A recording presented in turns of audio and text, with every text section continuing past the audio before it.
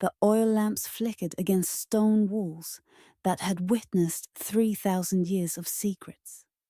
In the innermost chamber of the temple of Karnak, where even pharaohs were forbidden to tread, a single priest knelt before an altar, older than memory. His name was Amenhotep, and he was performing a ritual that would be the last of its kind. Outside, beyond the massive columns and lotus-carved gates, the world was ending, not in fire or flood, but in the quiet way all worlds end, through conquest, through change, through the arrival of foreign soldiers who would transform sacred spaces into curiosities. Alexander's army was marching toward Thebes, and by dawn, Egypt as the priests knew it would cease to exist. The chamber smelled of frankincense and myrrh, scents that had filled the space for millennia. Shadows danced across hieroglyphs that told stories within stories, symbols that held meanings layered like the wrappings on a mummy. Most Egyptians could no longer read these older forms of writing. Even among the priesthood, only a handful understood what these walls truly said. Amenhotep's hands trembled as he lifted a scroll from the wooden chest before him. The papyrus was ancient, its edges brown with age, its surface covered in script so archaic that it predated the pyramids. This was not religious poetry or administrative record. This was something else entirely. Knowledge that had been kept from kings and queens, from generals and merchants, from everyone except those deemed ready to bear its weight. He had spent his entire life preparing for this moment. 63 years of study, meditation, and initiation. He had entered the temple as a boy, learned to read hieroglyphs at 12, mastered astronomy at 20, and undergone the first mystery initiation at 30. Each decade had brought deeper understanding, access to knowledge that previous levels had only hinted at. And now, in the final hours before everything changed, he held in his hands wisdom that stretched back beyond the first dynasty, beyond the unification of Egypt, into the time before time, the Zep-Tepi, the first time, when the gods themselves had walked beside mortals. But were they gods? That was the question these scrolls answered, and the answer was more disturbing than comfortable mythology. Amenhotep rose slowly, his knees protesting the cold stone floor. The lamp flames bent sideways, as if some invisible presence had passed through the chamber. He walked to the far wall, where a narrow passage descended into darkness, a passage that appeared on no architectural plans, known only to those who had reached the innermost circle of the priesthood. The decision weighed on him like the stones of the temple itself. He could destroy these scrolls, ensuring their knowledge died with him. He could hide them here, in chambers deep beneath the foundation, and trust that future generations would be wise enough to use them properly. Or he could perform the final ritual, the one he had learned from his own master. The procedure that would seal this knowledge not just physically, but in ways that transcended mere concealment. Above him, carved into the ceiling, the goddess Nut stretched her star-covered body across the heavens. She had watched over Egypt since the beginning. She would watch over it still, long after the last priest had fallen silent. But would she watch over these secrets? Would she judge his choice? The distant sound of marching feet echoed through the temple complex. Time was running short. Amenhotep gathered the scrolls, some to hide, some to destroy, some to seal in a way that only the initiated would ever comprehend. His civilization was ending, but civilizations had ended before. Knowledge, however, was eternal. If protected properly, if hidden carefully, if transmitted only to those truly ready to receive it. He descended into the darkness, carrying secrets that would remain buried for over 2,000 years. History tells us that Egyptian priests were religious officials, temple administrators, men who performed rituals, made offerings to statues, and maintained the daily ceremonies that kept the cosmos in balance. This is what textbooks say. This is what museum plaques explain. This is the comfortable narrative that allows us to categorize and dismiss an entire civilization's spiritual elite as superstitious ritualists. But the evidence suggests something far more complex. Consider what we actually know. Greek historians who visited Egypt, men like Herodotus and Pythagoras, didn't describe the priests as simple religious functionaries. They described them as possessors of profound wisdom, keepers of knowledge so advanced that Greek philosophers traveled thousands of miles and spent decades studying in Egyptian temples just to access fragments of it. Pythagoras himself spent 22 years in Egypt. When he returned to Greece, he brought mathematical concepts that wouldn't be independently discovered again for centuries. He also brought something else, a system of mystery schools, graduated initiations, and secret teachings that mirrored the Egyptian model.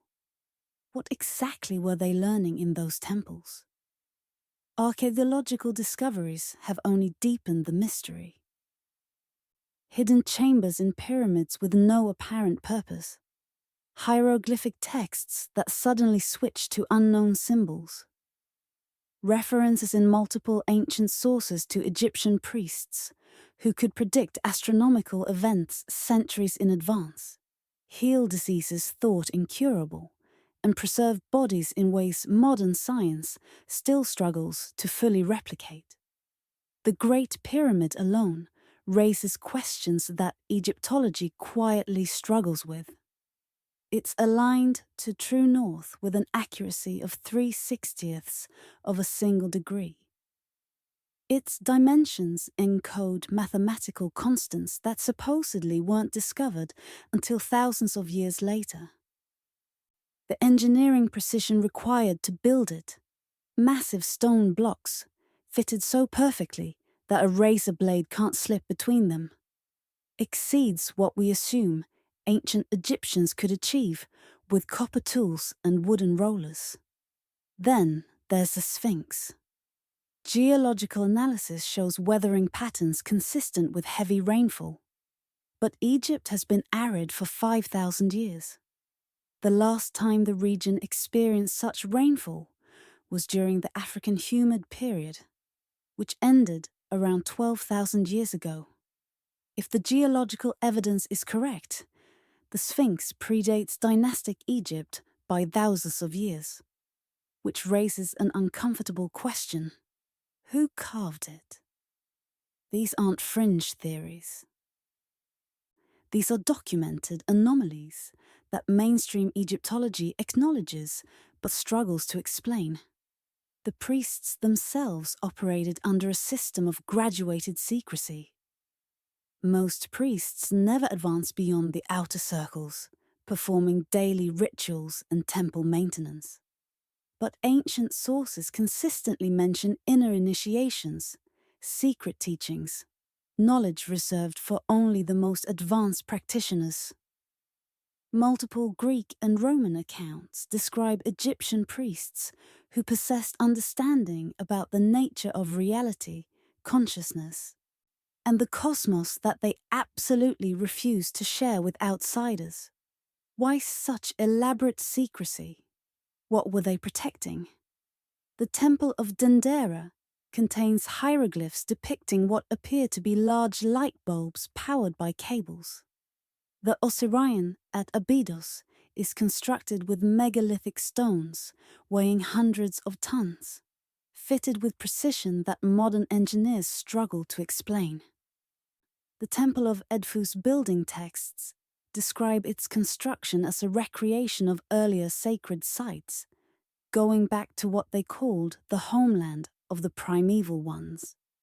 a place and time that predates recorded Egyptian history. We're told that Egyptian priests were religious officials maintaining traditional ceremonies. But the evidence paints a different picture. It suggests they were custodians of something far older, far stranger, and far more sophisticated than conventional history admits. They weren't just preserving Egyptian knowledge. They may have been the last guardians of wisdom from a forgotten world, maintaining secrets they swore never to reveal, creating an unbroken chain of hidden understanding stretching back to the very origins of civilization. What could be so important that it required such extraordinary protection? Over the next several hours, we're going to follow a trail of secrets that begins before the pyramids were built and extends into mysteries older than history itself. This isn't going to be a typical documentary filled with dates and academic terminology. Think of it instead as a story, a mystery that unfolds in layers, each revelation opening new questions, each answer leading somewhere unexpected. We'll explore the hidden hierarchy within the Egyptian priesthood, the different circles of initiation that separated those who performed public rituals from those who held genuine power. We'll examine the categories of forbidden knowledge they protected, medical understanding that allowed them to perform successful brain surgery, astronomical observations tracking cycles spanning tens of thousands of years, architectural techniques that encoded information in stone, and metaphysical insights about consciousness and reality that modern science is only beginning to rediscover. You'll learn about the methods they used to protect these secrets, not just through silence and secrecy, but through elaborate encoding systems that hid information in plain sight. Hieroglyphic texts that appear to be religious mythology but contain hidden technical knowledge.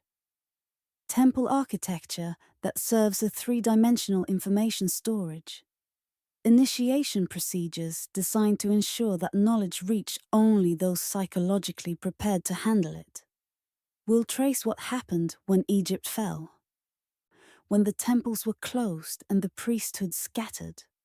Some knowledge was deliberately destroyed. Some was hidden in locations where it remains undiscovered today. And some survived in fragments, carried by refugee priests who fled to other lands, seeding traditions that would later emerge as Greek mystery schools, Jewish Kabbalah, Hermetic philosophy, and medieval alchemy. This exploration will be thorough, but it won't rush. The Egyptian priests themselves believed that understanding couldn't be hurried, that wisdom required patience and gradual development. So we'll move at a pace that allows both engagement and relaxation, detailed enough to satisfy curiosity, but calm enough to let your mind wander, to let the information settle, perhaps even to let you drift toward sleep while the story continues. Some listeners will stay alert throughout, following every detail. Others will let the narrative wash over them like a tide, catching fragments and impressions. Both approaches are valid. The priests would have approved. We're working with incomplete information. Much was deliberately destroyed during the Christian persecution of pagan temples in the 4th century. Much was lost to time, buried under desert sands or Nile mud.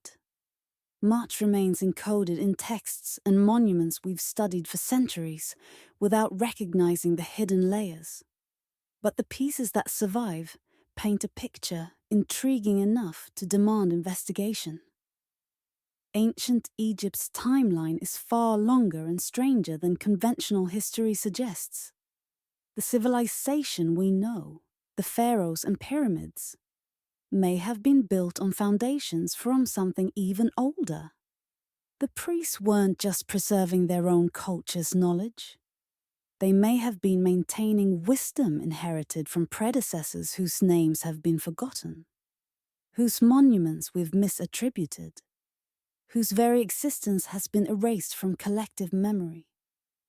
Imagine thousands of priests over thousands of years, each generation passing down secrets they swore never to reveal. An unbroken chain of hidden wisdom stretching back to beginnings we can barely imagine. What could be so important that it required such extraordinary dedication? What knowledge could be so powerful that it had to be protected from pharaohs, from conquerors, from anyone deemed unready to possess it? That's what we're here to discover. Not definitive answers. Those may be impossible to find, but something perhaps more valuable. The questions themselves. The mystery. The sense that reality is stranger and richer than surface appearances suggest. Let the journey begin. Stand before the Great Sphinx at Giza, and you're looking at an official history carved in stone. According to Egyptology textbooks, it was built around 2,500 years before the Common Era, during the 4th dynasty, commissioned by Pharaoh Khafra as part of his pyramid complex. The face is his face. The body is a lion. The purpose was to guard the pyramid and project royal power. Simple. Neat, conclusive. Except the Sphinx doesn't cooperate with this narrative. In the early 1990s, geologists examining the monument noticed something peculiar.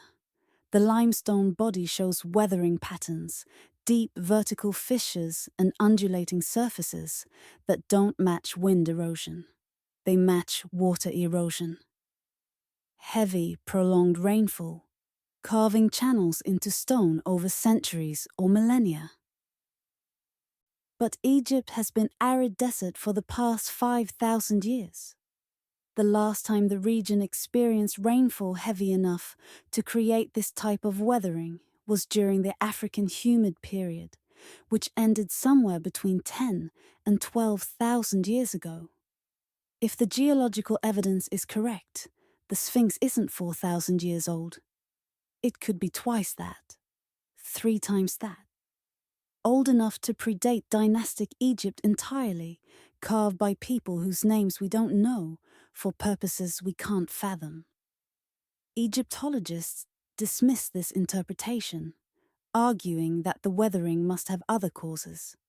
Underground water, sand erosion, something that fits the established timeline. But geologists who study erosion patterns professionally are less easily convinced. The weathering looks like water damage because it is water damage. Which means either the Sphinx is far older than we think, or Egypt's climate was radically different during the 4th dynasty. And there's no evidence for that. The Sphinx isn't the only anomaly. Walk through the Great Pyramid and you encounter precision that shouldn't exist. Stone blocks weighing up to 80 tons, lifted hundreds of feet into the air, fitted so perfectly that mortar wasn't necessary. In many places, the gaps between stones measure less than 1/50th of an inch. Modern builders using laser-guided equipment struggle to achieve such precision. Yet we're asked to believe Bronze Age Egyptians accomplished it with copper chisels, wooden wedges, and rope. The pyramid's alignment to true north, accurate within 0.06 degrees, requires astronomical observation and mathematical calculation supposedly beyond ancient capabilities. Its dimensions encode the mathematical constant pi, the golden ratio phi, and the precise circumference of Earth at the equator. Either these are remarkable coincidences, or the builders knew far more than conventional history credits them with. Visit the Temple of Hathor at Dendera, and you'll find hieroglyphs that look disturbingly like technical diagrams. What appear to be large bulbs connected to braided cables, held by human figures, with what could be interpreted as power sources beneath. Mainstream archaeology insists these are symbolic representations of myths. But engineers looking at the same images see something different. They see what looks like an ancient attempt to diagram electrical lighting, travel south to Abydos and descend into the Osirian, an underground structure of massive megalithic stones. The construction style matches nothing else in Egypt. No hieroglyphs, no decorations, just enormous granite blocks fitted together with millimeter precision, some weighing well over 100 tons. The Temple of Seti, I was built above it, around 1300 years before the Common Era. But the Osirian itself appears far older, its stones weathered by groundwater that only existed at higher levels in much more ancient times. These aren't wild interpretations. These are documented features that professional archaeologists and engineers have noted and struggled to explain. The conventional narrative says that dynastic Egyptians built all these monuments using techniques they developed themselves. But what if they inherited some of these structures? What if the earliest pharaohs didn't build the Sphinx and the Great Pyramids, but rather restored them, claimed them, built their own monuments nearby to associate themselves with the prestige of far older constructions? This would explain why Egyptian architecture doesn't show the expected progression from simple to complex. The earliest dynasties already demonstrate sophisticated understanding. The pyramids of the 4th dynasty represent the pinnacle of pyramid construction. Later, pyramids are smaller, cruder, less precisely built. It's as if Egyptian civilization began at a high point and gradually declined, rather than steadily advancing as we expect civilizations to do. If the monuments are older than we think, then who built them? And if the dynastic Egyptians inherited rather than created these structures, what knowledge might they have inherited along with them? What if the priests weren't just religious officials of their own civilization, but custodians of something that came before? Keepers of secrets from an age that history has forgotten. Most civilizations develop gradually. Archaeological records show the expected progression. Hunter-gatherers settling into agricultural communities. Villages growing into towns, towns expanding into cities. Writing systems evolving from simple pictograms to complex scripts. Social organization developing from tribal structures to centralized governments. This process typically unfolds over centuries, even millennia.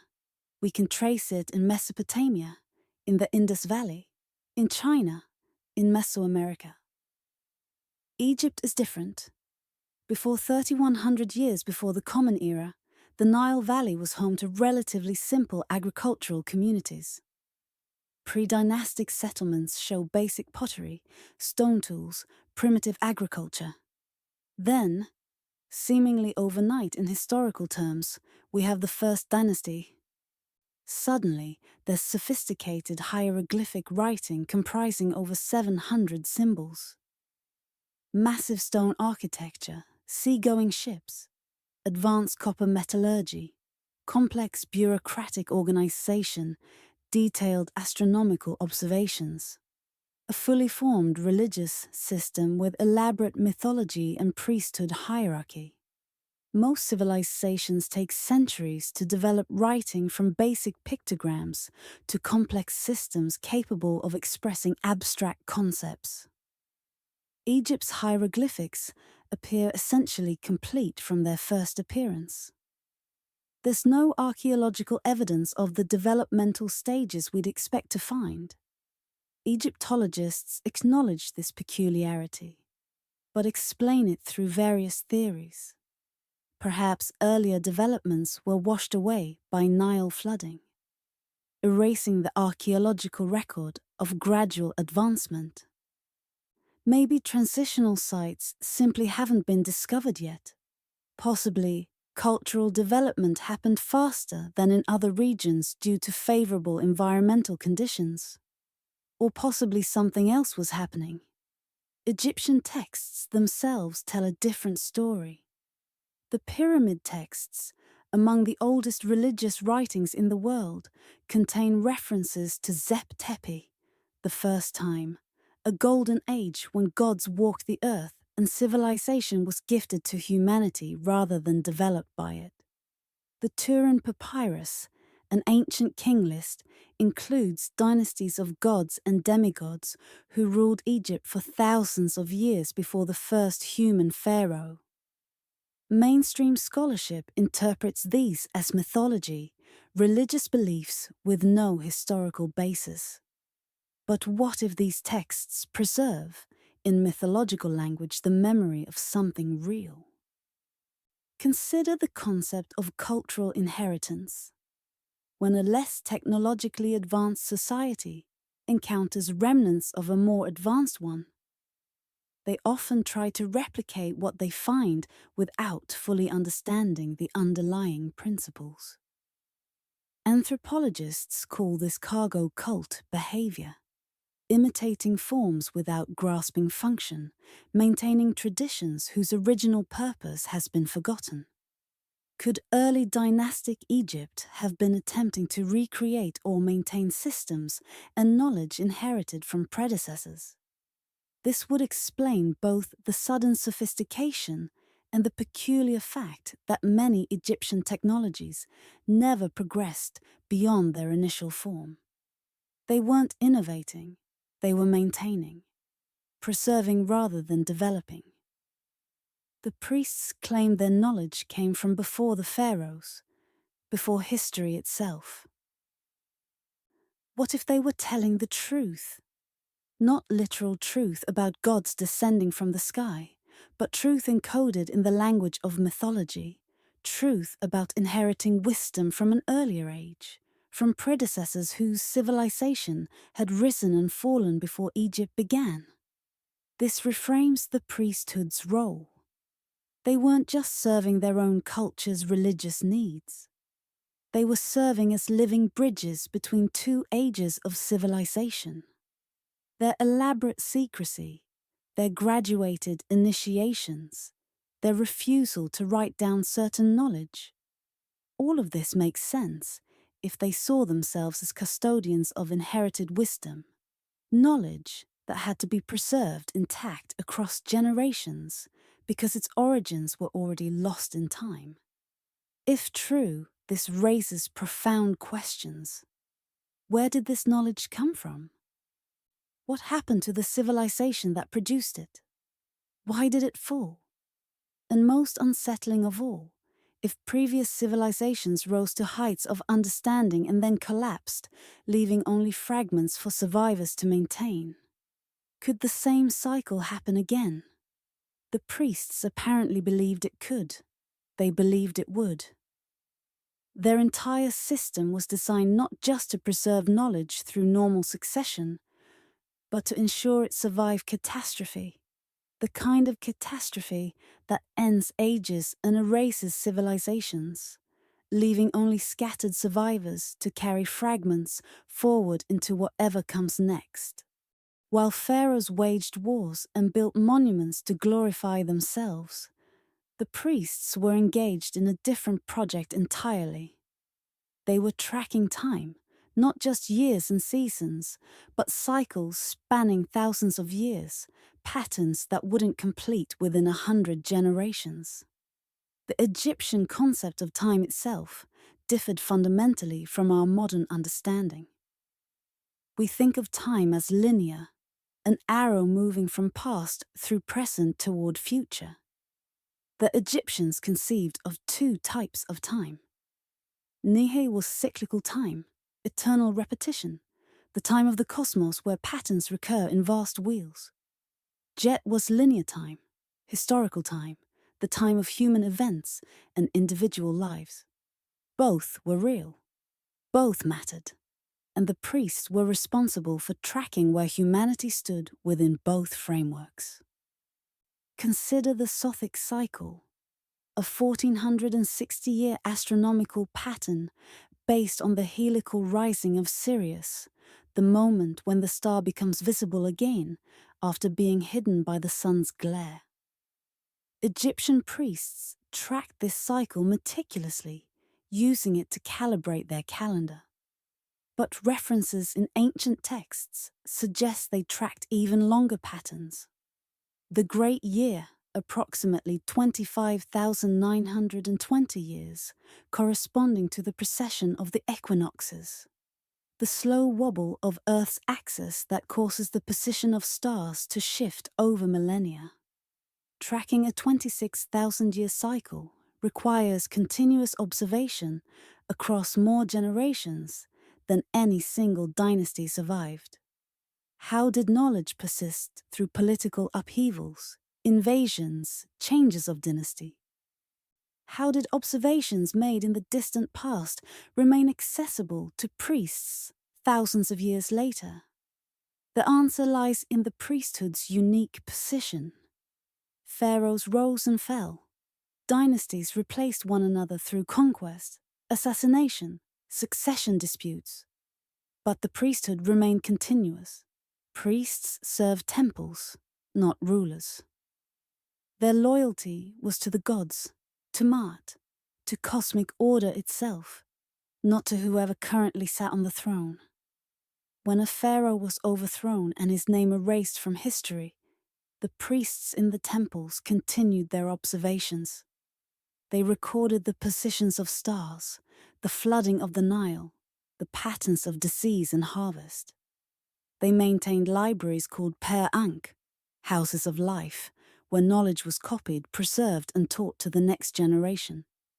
These weren't just religious institutions. They were repositories of accumulated observation spanning centuries. The Palermo stone, a fragmentary ancient record, lists pharaohs and significant events going back thousands of years before the first dynasty. This suggests Egyptians maintained records of a pre-dynastic age, a time before Egypt as we know it existed. The Temple of Edfu's building texts describe its construction as a recreation of earlier sacred sites, going back to the homeland of the primeval ones. A place and time that conventional history has no room for. The priests saw themselves as maintaining Mahat, a word usually translated as truth, justice, or cosmic order. But perhaps it meant something more specific. The preservation of essential knowledge, the maintenance of understanding across the chaos of changing civilizations. They weren't hoarding power. They were ensuring that knowledge survived catastrophe. If they believed they were maintaining wisdom from a previous age, an age that ended in catastrophe, then their extreme secrecy makes sense. They weren't just protecting information. They were protecting humanity from losing something irreplaceable. Knowledge that had barely survived once and might not survive again. Not all priests were equal. The Egyptian priesthood operated as a series of concentric circles, each layer with specific duties, privileges, and access to different levels of knowledge. Understanding this hierarchy is essential to understanding how secrets were protected. Because the protection wasn't just about hiding information in locked rooms, but about creating a human architecture of graduated access that ensured knowledge reached only those prepared to receive it. The outermost circle consisted of Wab priests, literally the pure ones. These were part-time priests who rotated in and out of temple service while maintaining ordinary lives outside. They performed basic temple maintenance, prepared food offerings, assisted in public festivals, and learned fundamental rituals. They could read hieroglyphs at a basic level, but had no access to restricted temple areas or esoteric teachings. Most men who became priests never advanced beyond this level. They served faithfully, performed their duties, died, never knowing that deeper mysteries existed. Next came the Hem Netja, servants of the god, full-time priests who lived within temple complexes. They wore distinctive white linen robes and shaved their entire bodies, head, eyebrows, everything, as signs of ritual purity. These priests performed daily rituals, conducted ceremonies, administered temple affairs.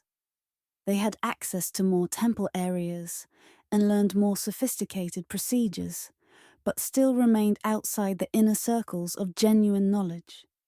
Above them were specialized priests with specific functions. The hairy heb, lector priests, recited sacred texts and were required to memorize extensive religious literature. They had to know not just words but proper pronunciation, rhythm, intonation. Because in Egyptian belief, words spoken correctly had power, while words misspoken were worthless or dangerous. The Sem priests performed purification rituals and mummification procedures. The Ayun Mutef, our priests, maintained astronomical observations and temple timekeeping, tracking the movements of stars and calculating the proper dates for festivals. Even at these elevated levels, priests were still performing functional roles. Their knowledge was practical and applied rather than theoretical. They knew how to perform rituals, but not necessarily why those specific procedures had been established. They could calculate astronomical positions, but might not understand the deeper significance of the cycles they tracked. They memorized sacred texts, but might not grasp the hidden meanings beneath the surface narrative. This wasn't accidental. The system was designed around need-to-know principles.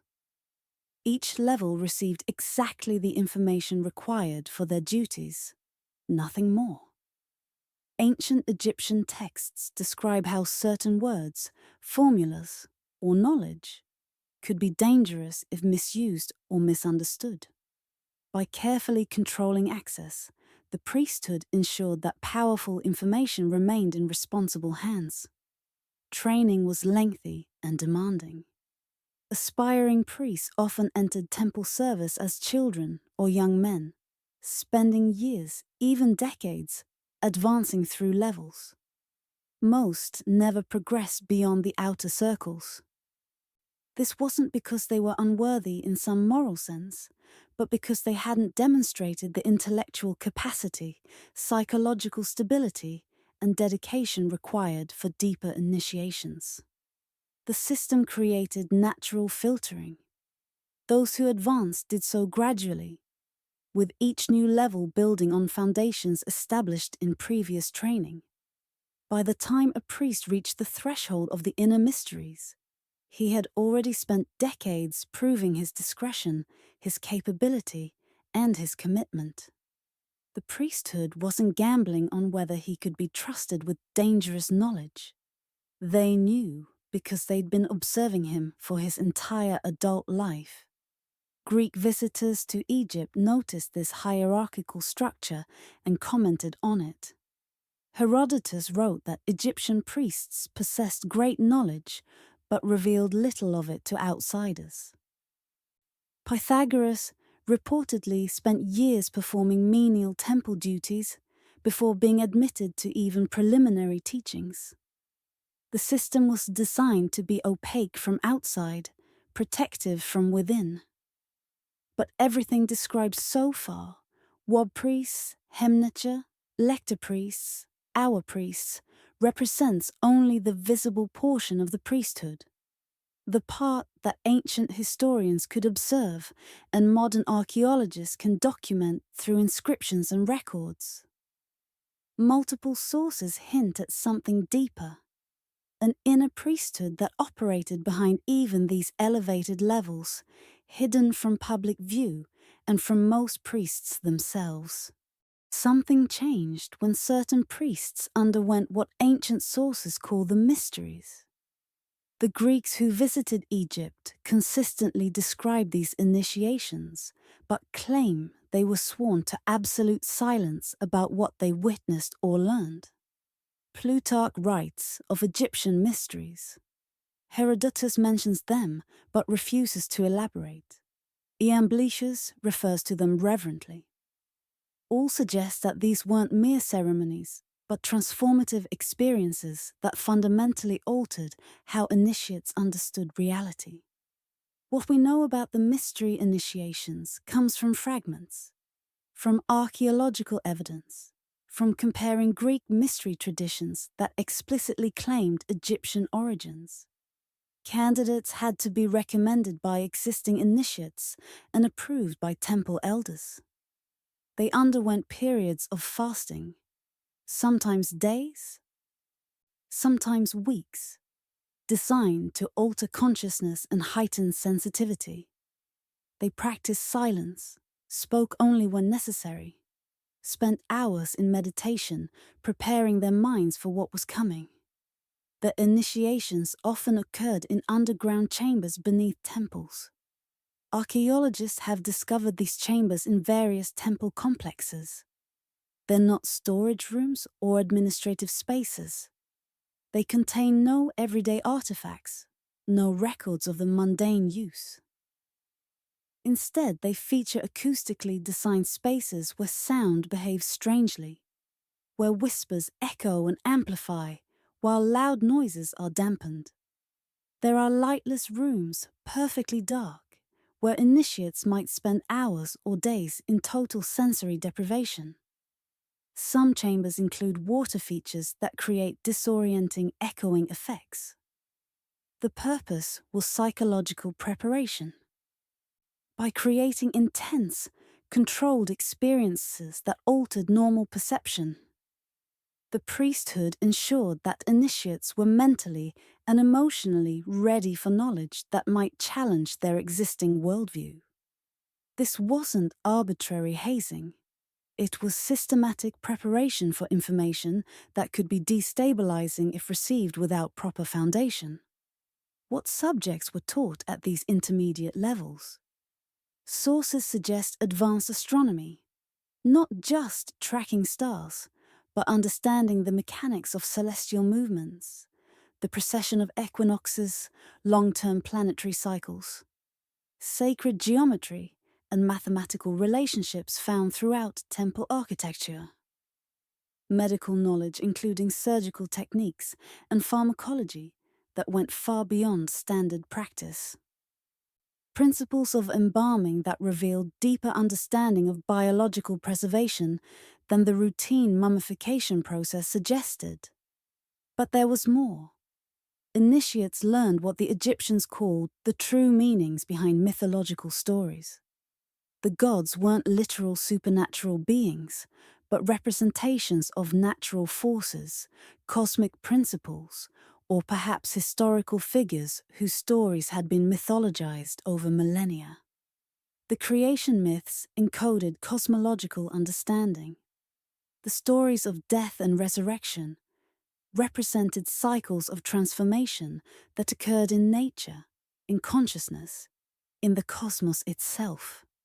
They learned techniques for altering consciousness, meditation practices, breath work, methods of using sound and rhythm to achieve trance states. These weren't considered spiritual abstractions, but practical skills. Procedures that produced predictable effects when performed correctly. Modern research into meditation, sensory deprivation, and consciousness alteration validates that such techniques do create significant neurological and psychological effects. The Egyptian priests apparently understood this thousands of years ago and developed systematic training in consciousness manipulation.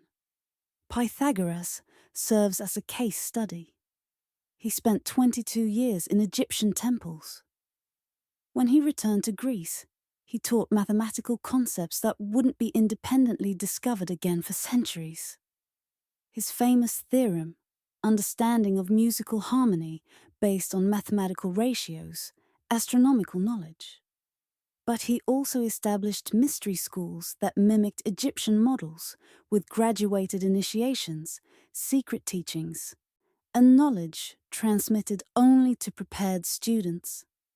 He explicitly forbade his followers from writing down certain teachings, insisting they be transmitted orally, exactly as the Egyptian priests had done. This suggests Pythagoras brought back both technical knowledge and an understanding of how that knowledge should be protected and transmitted. He didn't just learn information, he learned the Egyptian system of knowledge preservation. Yet even these mystery initiations weren't the final level. Multiple ancient sources distinguish between lesser mysteries and greater mysteries. Those initiated into the lesser mysteries knew that something deeper existed, but not what it entailed. They understood they had reached an intermediate level, not the ultimate understanding. What lay beyond? What did the greater mysteries contain that was so profound, so dangerous, so transformative, that even those who had undergone years of preparation and lesser initiations still required further advancement before accessing it? That brings us to the innermost circle, the hidden sanctum, the place where a handful of priests in each generation learned truths so profound that they could never be spoken aloud, only demonstrated in silence, only transmitted through direct experience, only understood through transformation that words could not convey. They had no special titles. They wore no distinctive insignia. To an outside observer, they were simply high priests of major temples, royal architects, chief physicians. Men in positions of authority and respect, but not obviously different from other elevated priests. Yet these few individuals, scattered across Egypt, perhaps only a handful in any given generation, formed the true inner circle. The final level. The keepers of knowledge so carefully guarded that its very existence was denied. Evidence for this innermost circle comes from converging sources. Greek accounts consistently reference priests who possessed knowledge beyond what the mystery initiations taught. Temple architecture reveals chambers within chambers, inner sanctums accessible only through hidden passages that required existing knowledge of the temple's secret geography to find.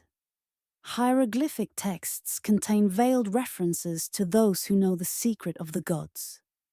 And occasionally, mummified remains of high priests show evidence of procedures, trepanation, unusual cranial modifications, markings suggesting initiations we can only guess at. These inner circle priests functioned differently than lower levels. They bore no public responsibilities for their true role.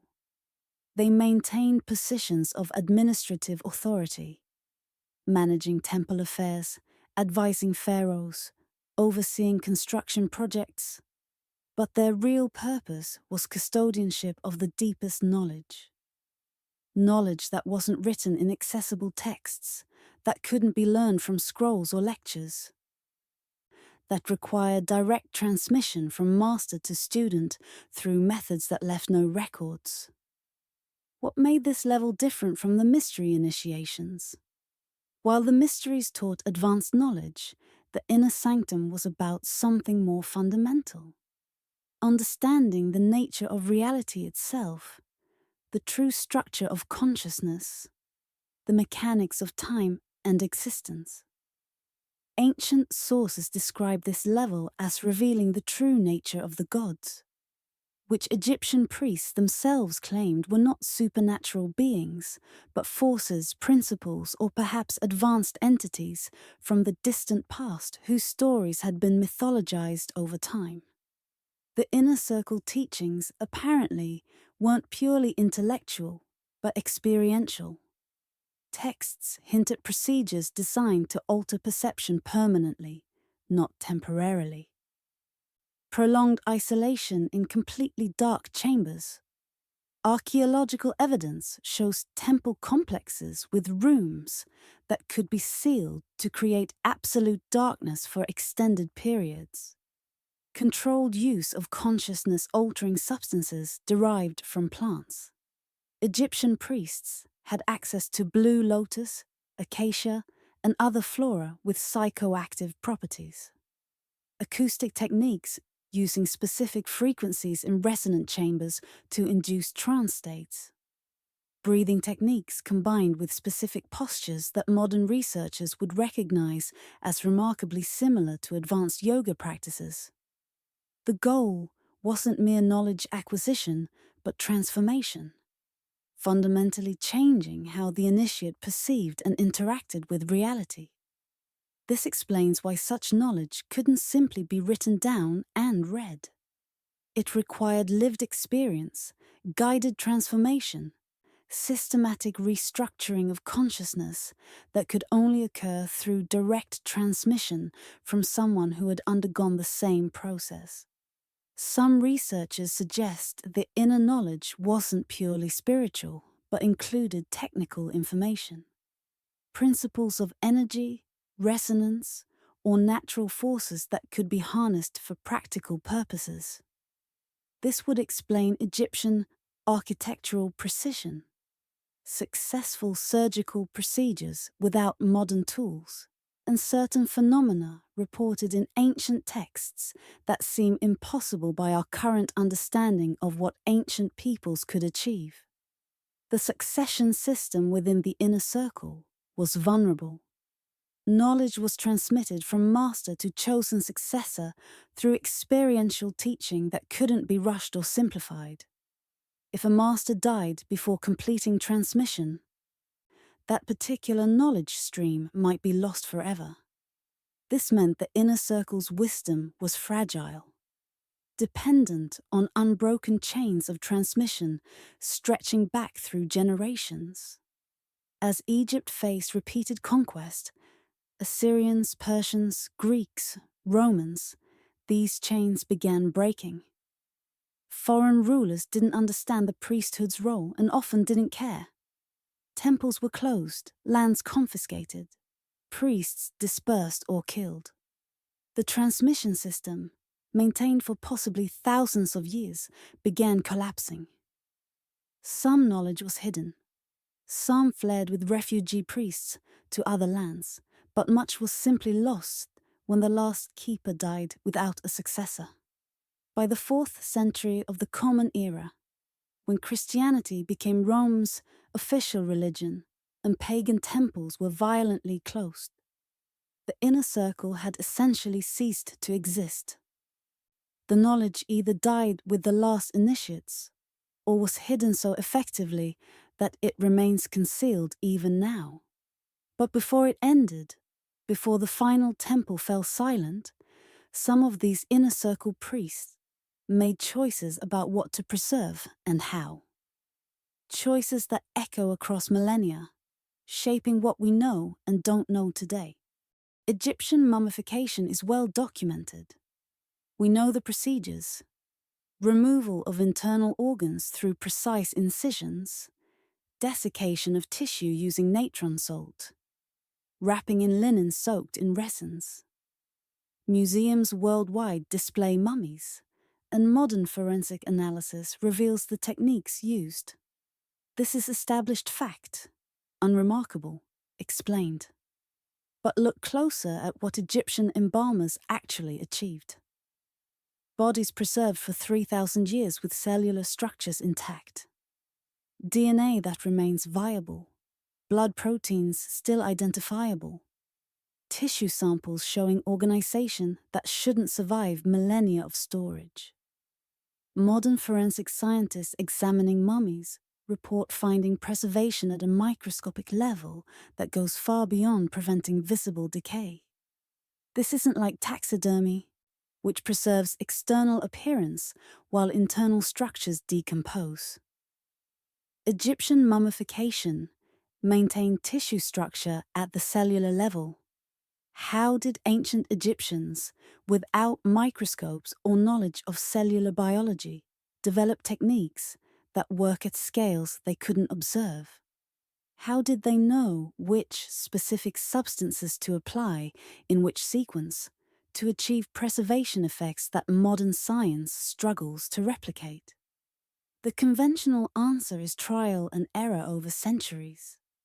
But this assumes mummification techniques developed gradually, improving through experimentation. The archaeological record shows something different.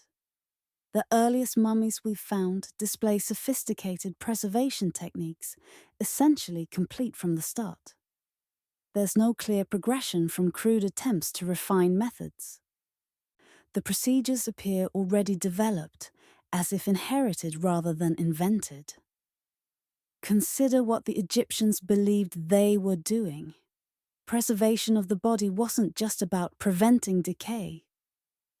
It was considered necessary for the soul's survival.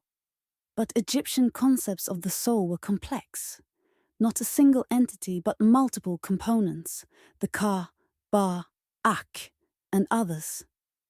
Each had specific functions and requirements. The body had to be preserved in particular ways to serve as an anchor for these soul components. What if this wasn't just religious belief, but based on observation or inherited knowledge? What if Egyptian priests understood something about the relationship between consciousness and physical form that we're still grappling with? Modern research into cellular memory suggests that information might be stored throughout the body, not just in the brain. Organ transplant recipients sometimes report personality changes, acquiring preferences or memories that belong to the donor. Quantum consciousness theories propose that awareness might not be purely a brain phenomenon, but potentially distributed throughout biological systems at quantum levels. If Egyptian priests understood this, through whatever means, through whatever observations or inherited knowledge, then preserving the body's structure wouldn't be superstition. It would be technique based on understanding of how consciousness relates to physical form. Examine specific mummification procedures that exceed simple preservation. The removal and separate preservation of specific organs in canopic jars, each associated with particular deities representing different aspects of existence. The brain's removal through the nasal cavity. Greeks dismissed this as evidence that Egyptians considered the brain unimportant. But the procedure actually requires sophisticated understanding of skull anatomy and careful technique to avoid damaging cranial structures. The application of specific resins and oils in particular sequences, with different substances applied to different body parts. The inclusion of herbs and minerals whose properties modern research is discovering have genuine antibacterial and preservative effects. Then there's the opening of the mouth ceremony, performed on mummies, to supposedly allow the deceased to speak, eat, and breathe in the afterlife. The ritual involved touching specific points on the mummy with special tools in a specific sequence. Medical researchers examining the locations have noted they correspond to acupuncture points and nerve clusters. Was this purely symbolic, or was it based on understanding of the body's energetic or neurological systems? The Edwin Smith Papyrus, a medical text from around 1600 years before the Common Era, but copying much older material, describes surgical techniques in clinical detail. Brain surgery, cardiac procedures, treatment of spinal injuries.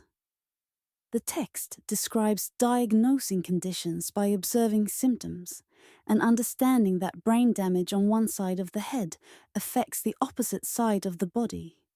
Knowledge requiring either anatomical dissection or direct observation from surgery on living patients. How did priests gain this knowledge? Surgery is learned by doing surgery. You can't understand human anatomy from textbooks alone. You need direct observation, experimentation, practice. Ancient Egyptian medical texts describe procedures in language.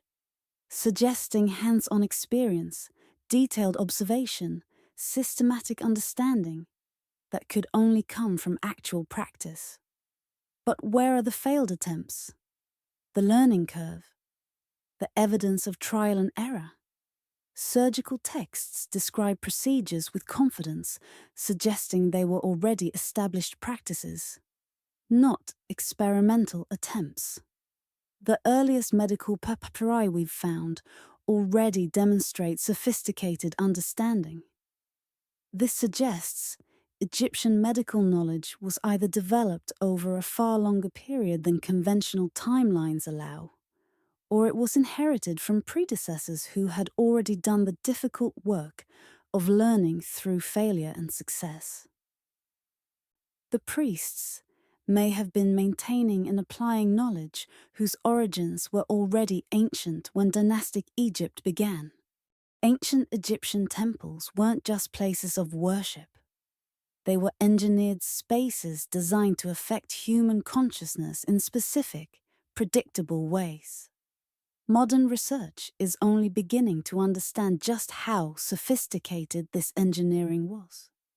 Archaeoacoustic researchers studying temple chambers have discovered remarkable acoustic properties. The king's chamber in the Great Pyramid resonates at approximately 110 Hz, a frequency modern research shows affects human brain activity, potentially inducing states of altered awareness. The Temple of Hathor at Dendera contains chambers with acoustic characteristics that amplify certain frequencies while dampening others, creating sound environments that don't occur naturally. Underground chambers beneath various temples create perfect sensory deprivation environments, complete darkness, constant temperature, minimal ambient sound. Conditions modern research shows can induce altered consciousness states within hours. Did Egyptian priests accidentally discover these properties, or did they deliberately engineer them, based on understanding how environment affects consciousness? Consider temple sleep, a practice where initiates spent nights in specific temple chambers to receive dreams, visions, or revelations. This wasn't considered supernatural communication, but technique. By controlling environment, diet, through fasting beforehand, and using specific preparations, possibly including mild psychoactive substances, priests could reliably induce visionary states. What's remarkable is that this was treated as technology, not magic. Specific procedures produced predictable results. Greek accounts mention Egyptian priests who could enter death-like states, appearing to cease breathing and heartbeat for extended periods, then revive themselves. This description matches advanced yogic practices like samadhi or yogic hibernation. The shared knowledge suggests either independent discovery or transmission of techniques between Egyptian and Indian traditions. And evidence exists of ancient contact between the two cultures, suggesting knowledge exchange was possible. The Egyptians distinguished between different types of dreams and had elaborate interpretation systems. But they went further, suggesting that trained practitioners could consciously navigate dream states, retaining full awareness while accessing unconscious perception. Modern research into lucid dreaming validates that this is possible. People can learn to remain conscious within dreams, to control dream content, to use dream states for problem solving and creative insight. Egyptian priests apparently developed systematic training in these techniques thousands of years ago. Specific tools enhanced consciousness work. Incenses like frankincense, myrrh, and kaifi, a complex mixture of 16 ingredients, whose smoke was inhaled during rituals. Modern chemical analysis shows some ingredients have mild psychoactive or consciousness-altering properties. Rhythmic music, chanting, and drumming at specific tempos. Research shows rhythms around 4 to 7 Hz can synchronize with theta brainwaves associated with deep meditation and hypnagogic states. Specific body postures maintained for extended periods. Certain Egyptian deity statues show unusual postures that yoga researchers recognize as advanced asanas used for energy work. Visual techniques using flickering firelight, repetitive patterns, or focused gazing to induce trance states. These weren't random superstitious practices.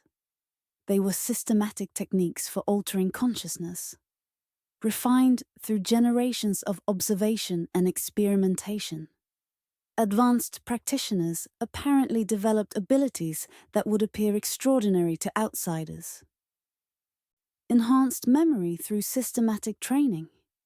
The lector priests memorized vast quantities of text with perfect accuracy, suggesting mnemonic techniques far more sophisticated than we typically assume ancient peoples possessed. Heightened sensory perception through meditative practice.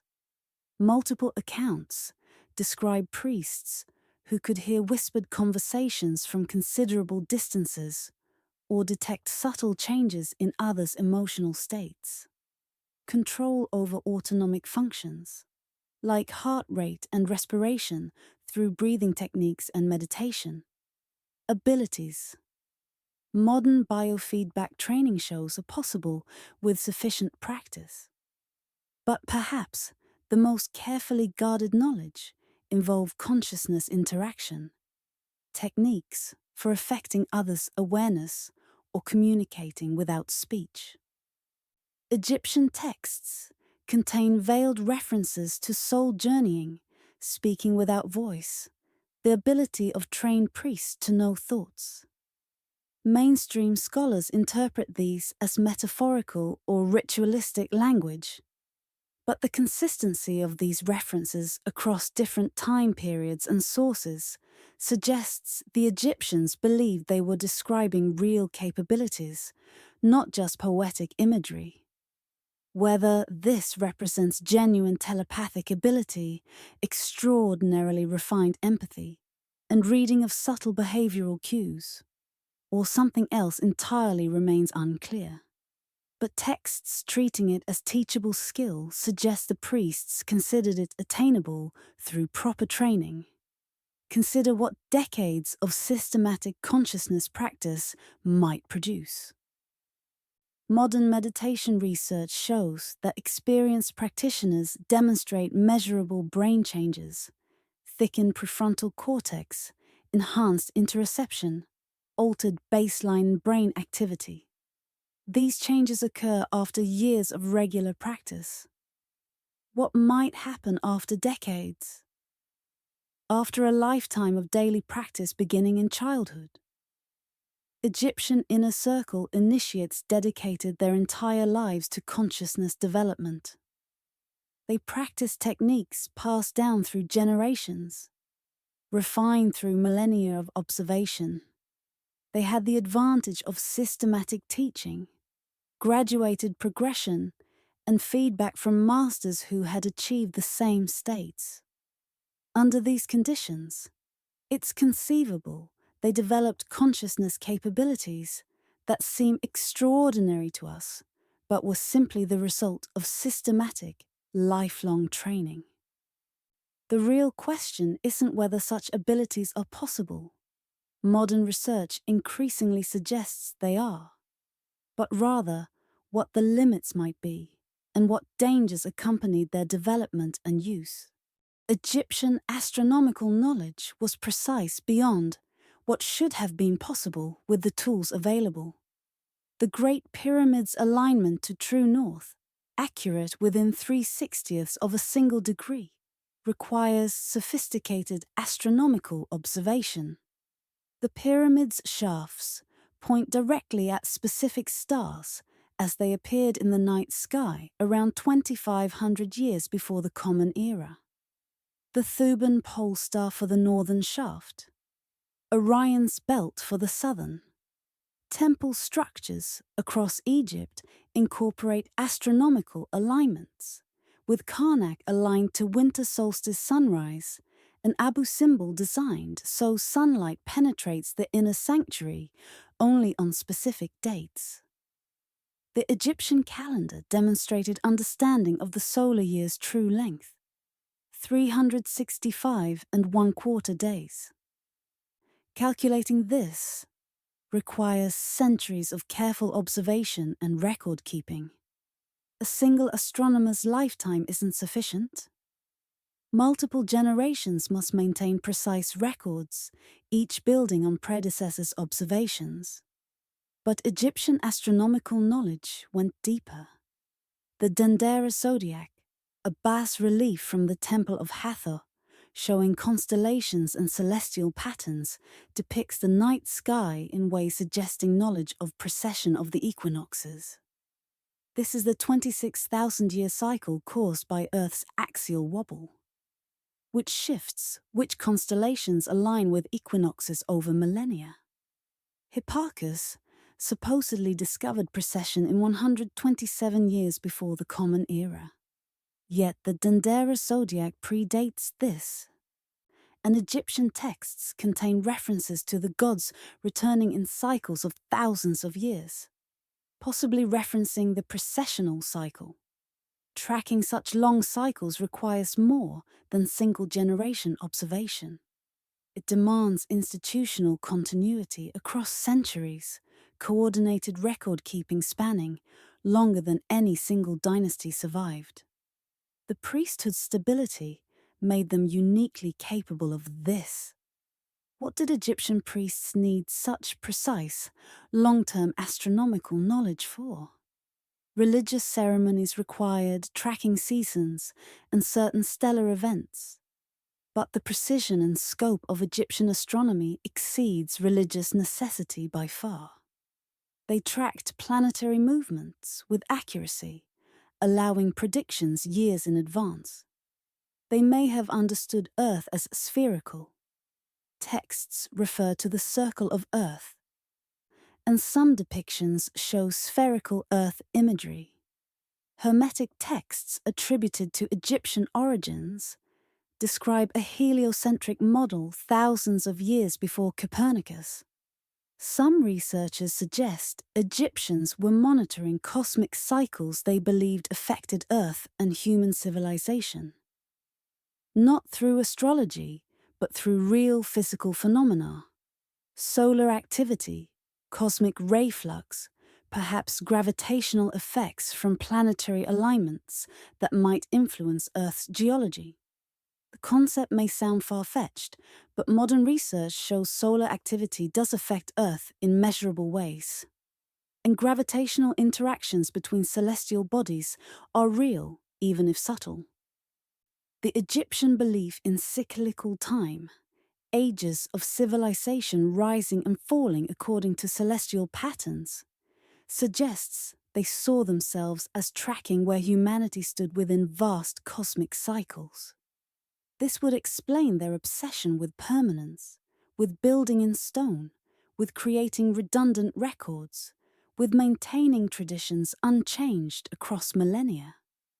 They weren't culturally conservative out of rigidity, but because they believed they were preserving knowledge across cosmic time, knowledge that needed to survive whatever catastrophe ended each age.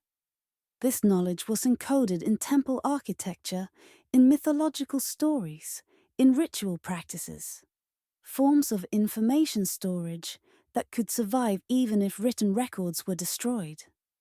The dimensions of temples, the proportions of sacred spaces, the orientations to celestial bodies, all contain mathematical and astronomical information that initiates who understood the encoding system could read directly from the structures themselves.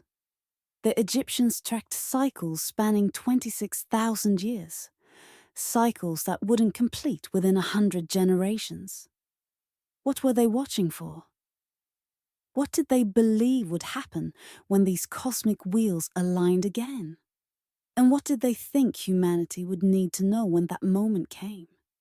Perhaps the answer lies in their most carefully guarded secrets, the knowledge about reality's nature and time structure that required the most protection, that only inner circle priests accessed, that was considered too dangerous to share even with other initiates. Egyptian creation myths seem like simple stories, Ra emerging from primordial waters, atoms speaking existence into being, Ta crafting reality through thought.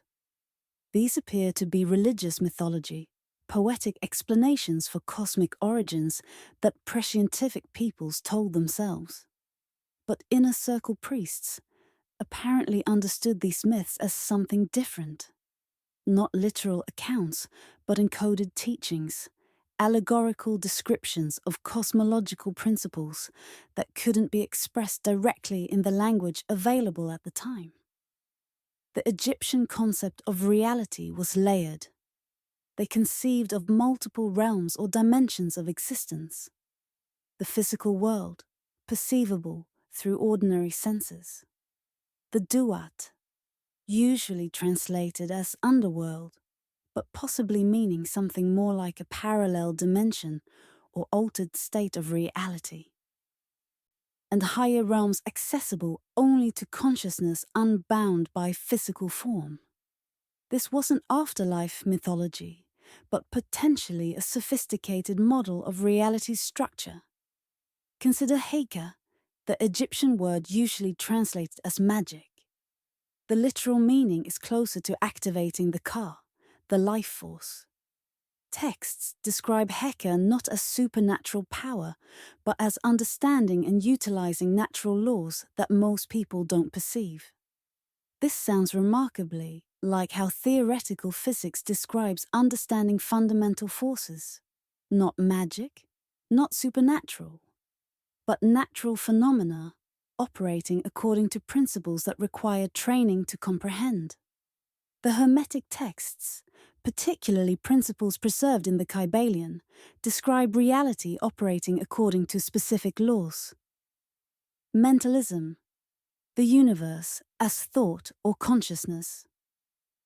Correspondence, patterns repeating at all scales, as above, so below.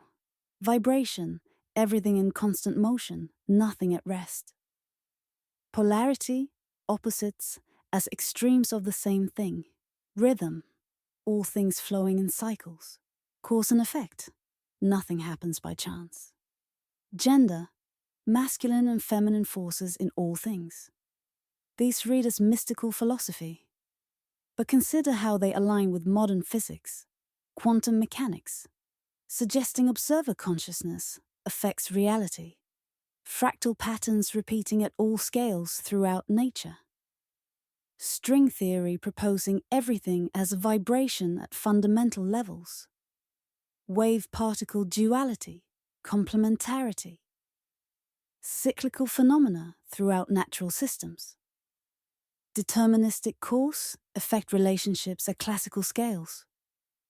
Charge polarity, particle-antiparticle pairs. The alignment is uncanny. Either the Hermetic principles accidentally stumbled onto accurate descriptions of reality's fundamental nature, or they preserved genuine understanding encoded in philosophical language, because mathematical language to describe it didn't yet exist. Egyptian temple rituals weren't just symbolic. They appear to have been practical applications of these principles. Using sound, specific chants and tones to affect physical materials or consciousness, based on understanding that vibration influences matter. Employing geometric patterns in temple design based on sacred geometry that appears throughout natural structures. Synchronizing actions with astronomical events to align with cosmic forces, working with rather than against natural rhythms. Combining substances in specific sequences, suggesting understanding of material transformation at levels beyond simple trial and error. The most controversial possibility is that advanced priests could, through understanding these principles, perform what appeared to observers as miracles, but were actually sophisticated applications of natural laws. This would explain why such knowledge required protection, not because it was supernatural, but because it was powerful technology that could be catastrophically misused. Greek visitors described Egyptian priests performing seemingly impossible feats, making objects move without physical contact, igniting fires without apparent tools, knowing information they shouldn't have access to, healing injuries with remarkable speed. Rather than dismissing these as exaggeration or invention, consider what might actually have been observed. Could techniques exist that produce these effects through understanding of natural forces we don't commonly access? The Egyptian concept of ma'at, truth, justice, cosmic order, possibly meant something more specific than ethical abstraction. Perhaps Ma'at referred to the fundamental harmony of reality itself, the natural balance that exists when everything functions according to its true nature. Priests charged with maintaining Ma'at weren't just upholding ethical standards. They were performing rituals and practices they believed kept reality stable, maintained cosmic balance, prevented the slide into Isfet, chaos. If they understood reality as more fluid or malleable than we assume, their obsession with ritual precision and maintaining cosmic order takes on practical rather than just religious significance. They weren't going through motions to please gods. They were performing procedures they believed had real effects on reality's fundamental structure. What knowledge could produce such capabilities? What understanding of reality's nature would be dangerous enough to require absolute secrecy? And what happens when that understanding is lost? When those who knew how reality actually functions die without passing on their knowledge? Time itself was one of the Egyptian priesthood's deepest mysteries. Not just tracking time or measuring it, but understanding its fundamental nature, and perhaps learning to perceive beyond its normal constraints. The Egyptian distinction between Neher and Jer, cyclical eternal time versus linear historical time, suggests sophisticated understanding that time operates differently at different scales. Modern physics confirms this isn't just poetic imagery. Relativity shows time is not absolute, but relative to observer, velocity, and gravitational fields. Time literally flows differently depending on circumstances. The Egyptians apparently intuited this thousands of years before Einstein mathematically proved it. Their elaborate funerary rituals weren't just about preserving bodies for eternity. They were apparently about anchoring consciousness in linear time while allowing access to eternal time. If consciousness could exist outside normal temporal flow, these procedures make sense as practical technique rather than religious hope. The question is whether Egyptian priests actually achieved such states or merely believed they could. Consider their astronomical obsessions. Tracking the Sothic cycle across 1460 years, recording the precession of the equinoxes spanning 26,000 years, maintaining observations across timescales far exceeding any individual's lifetime or any single dynasty's duration. Why such dedication to understanding vast temporal cycles? If you believe time is cyclical, and events repeat in patterns across these cycles, then recording history becomes more than documentation. It becomes prediction. By understanding what happened in previous cycles, you could anticipate what happens in future cycles. The priesthood's role as archivists becomes more critical. They weren't just preserving the past, but potentially forecasting the future. Greek sources describe Egyptian priests who predicted future events with uncanny accuracy, not through divination or prophecy, but through calculation and understanding of patterns. If the Egyptians tracked recurring patterns in nature, human behavior, and cosmic cycles, they might have developed sophisticated models for extrapolation. Accurate enough models would appear prophetic, but would actually be projection, based on observed cyclical patterns. Certain sacred sites were believed to exist outside normal time or serve as anchors between different temporal states. The Osirian at Abydos, with its strange architecture unlike other Egyptian structures, placed deep underground yet apparently built before the surrounding soil accumulated, suggests extreme age. Perhaps it was a pre-dynastic structure the Egyptians incorporated into later religious complexes because they believed it possessed special temporal properties. More controversial possibilities emerge from fragmentary texts. Techniques for altering personal perception of time, similar to meditation practices that can make time seem to slow down or accelerate. Methods for accessing memory or information from past cycles, possibly explaining how they seem to have inherited knowledge from before their civilization began. Even hints at influencing future events through present actions, not through supernatural power, but through understanding how present conditions create future outcomes according to deterministic patterns. The Egyptian practice of retroactive ritual, performing ceremonies not just for current situations, but to heal or change events from the past, mainstream scholars interpret as purely symbolic. But what if Egyptian priests understood that time isn't actually linear? That past, present, and future are interconnected in ways quantum physics is only beginning to suggest? Recent experiments with quantum entanglement and time-symmetric formulations of quantum mechanics hint that information might flow backward in time under certain conditions. Could ancient practices we dismissed as superstition actually reflect intuitive understanding of time's nonlinear nature? The belief in Zep Tepi, the first time, a golden age at civilization's dawn that served as template for all future ages, appears in numerous texts. But priests describe this first time in ways suggesting it wasn't just historical memory, but something they could access, revisit through consciousness techniques. Access through records and teachings that connected present moment to that foundational past.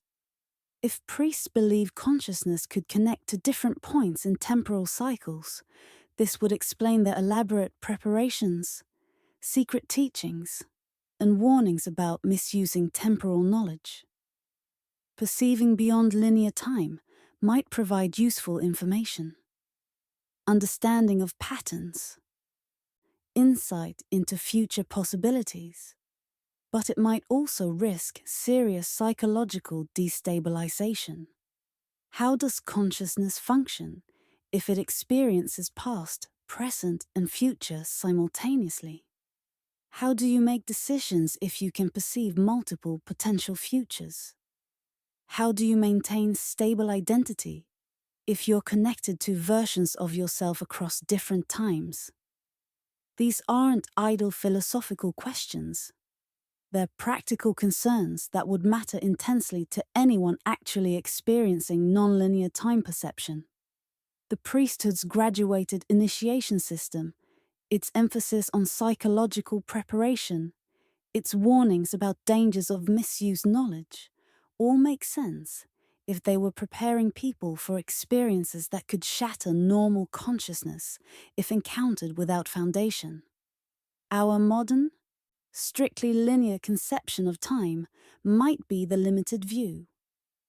Ancient cultures that conceived of time as cyclical, multi-layered, and potentially navigable by trained consciousness, might have understood something we've forgotten. Physics still struggles with time. We don't truly understand why it flows forward, whether it's fundamental or emergent. How consciousness relates to temporal experience.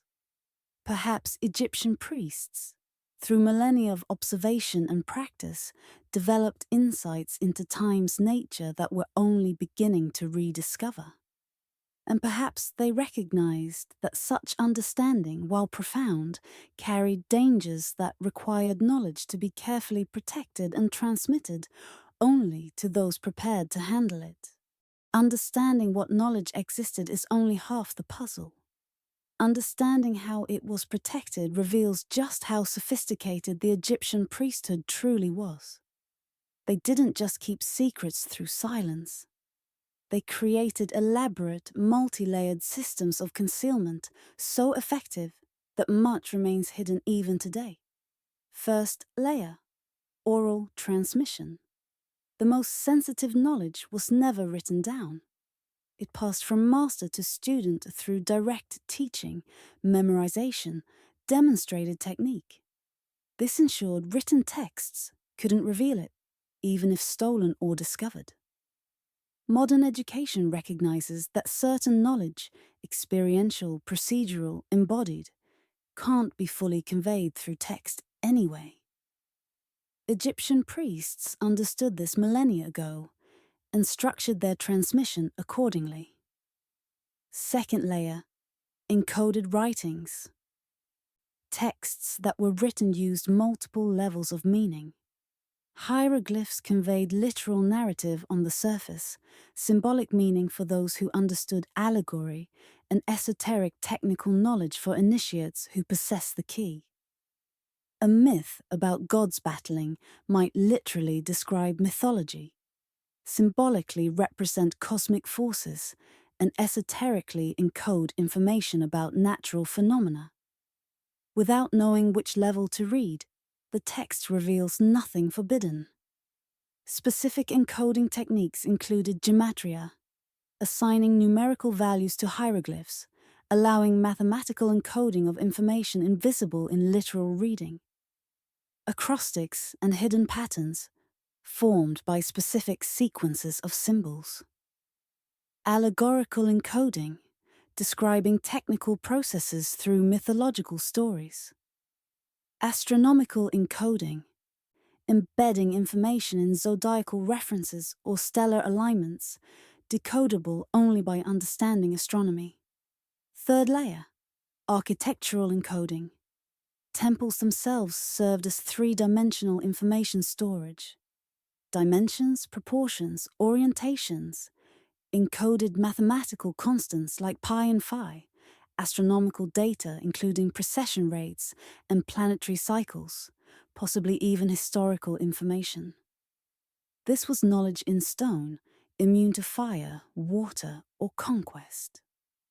Even if written records were destroyed, initiates who understood the encoding system could read temples themselves. Fourth layer, prerequisite knowledge. Certain information can't be understood without foundational understanding, creating natural protection. Egyptian priests structured teachings, so each level provided foundation for the next. Someone encountering advanced teachings without preparation would either misunderstand them completely, reading literally rather than grasping encoded meaning, or recognize them as nonsense. The knowledge protected itself by being incomprehensible to the unprepared. Fifth layer, deliberate misinformation.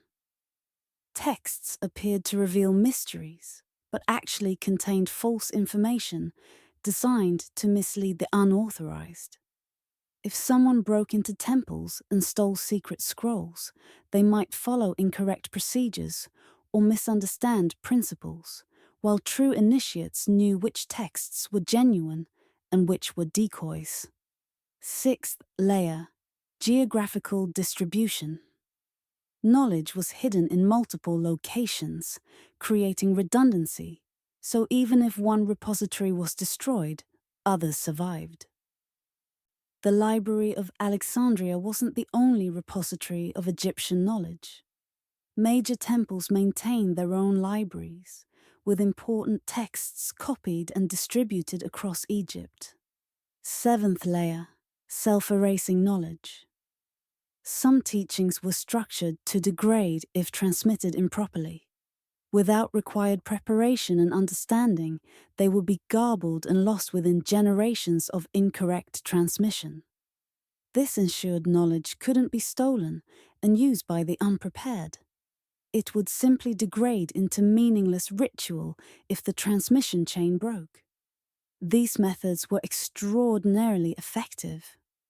We're still discovering encoded information in Egyptian texts and monuments using modern computational analysis.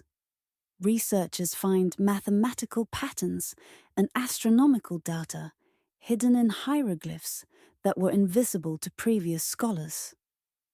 How much more remains hidden, waiting for someone with the right knowledge to decode it? The protection systems reveal something important about the priests themselves. This wasn't paranoid secrecy or authoritarian control.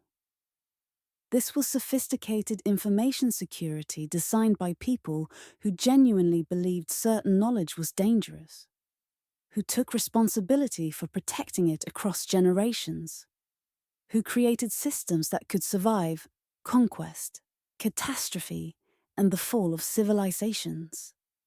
They succeeded, perhaps too well. When the transmission chains finally broke, when the last initiates died without successors, the protection systems kept working. The knowledge remained hidden, sealed behind layers of concealment so effective that even those searching for it can't find it. The architecture of secrecy outlasted those who built it, preserving mysteries that may never be fully recovered. The end came gradually, then suddenly. For centuries, the priesthood had survived changes of dynasty, foreign invasions, political upheavals. Priests served temples, not rulers, maintaining their observations and teachings regardless of who claimed the throne.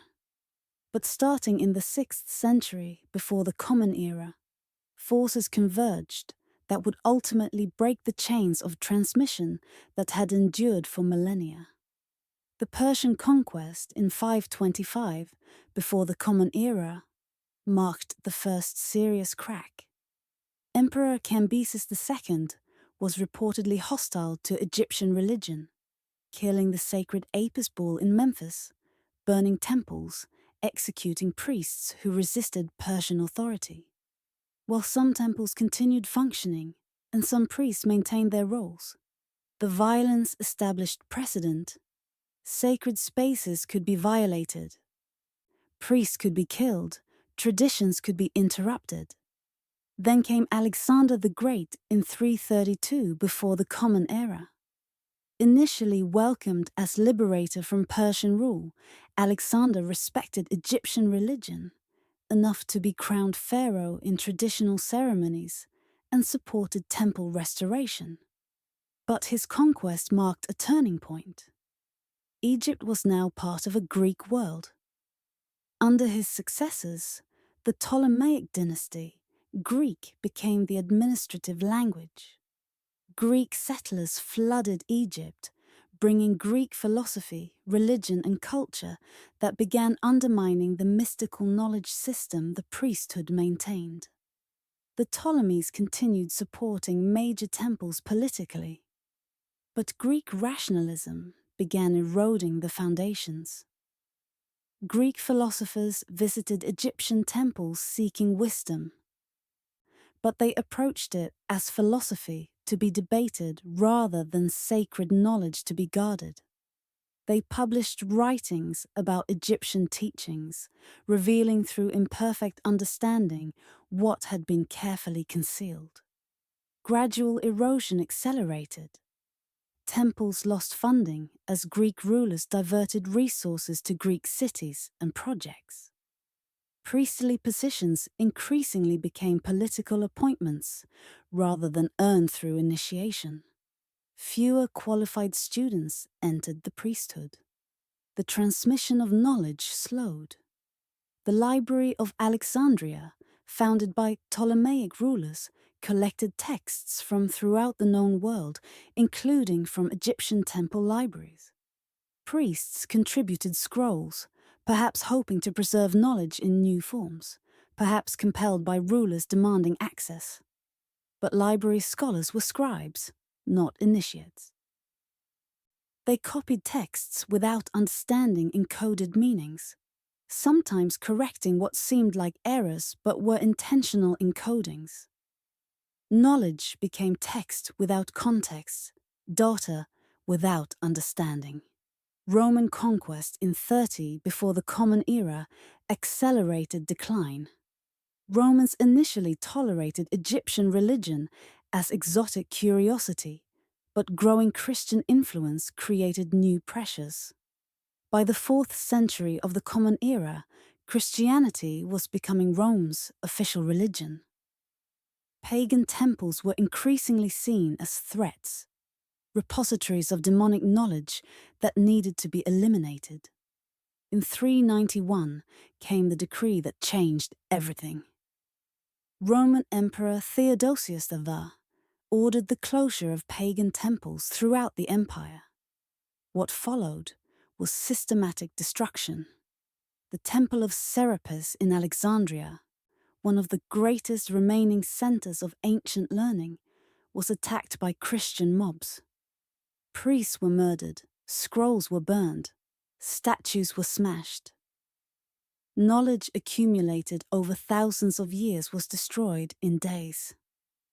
The tragedy from a knowledge preservation perspective is almost incomprehensible. Imagine a library containing unique texts, scientific discoveries, historical records, maintained for 3,000 years, suddenly destroyed within a generation. The priesthood's elaborate transmission system, designed to protect knowledge from external threats, couldn't survive internal collapse. When temples closed, chains broke. Masters died without successors. Scrolls were burned or hidden and never recovered. Oral knowledge vanished with final speakers. The Philae Temple on an island in the Nile continued operating longer than most due to isolation. The last known hieroglyphic inscription dates to 394 of the Common Era. The last demotic inscription to 452. After that, silence. Within a generation, no one in Egypt could read their own ancient language. Monuments covered in hieroglyphs became indecipherable.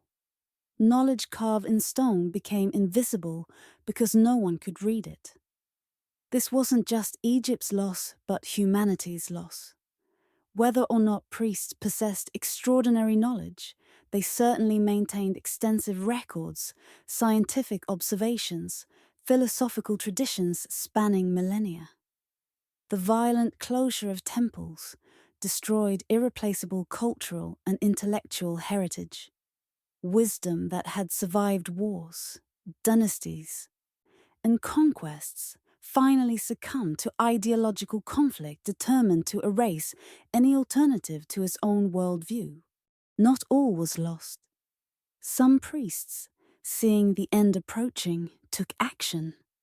They hid texts in sealed chambers, buried scrolls in desert locations where dry conditions would preserve papyrus for millennia, and passed knowledge to outsiders they deemed worthy.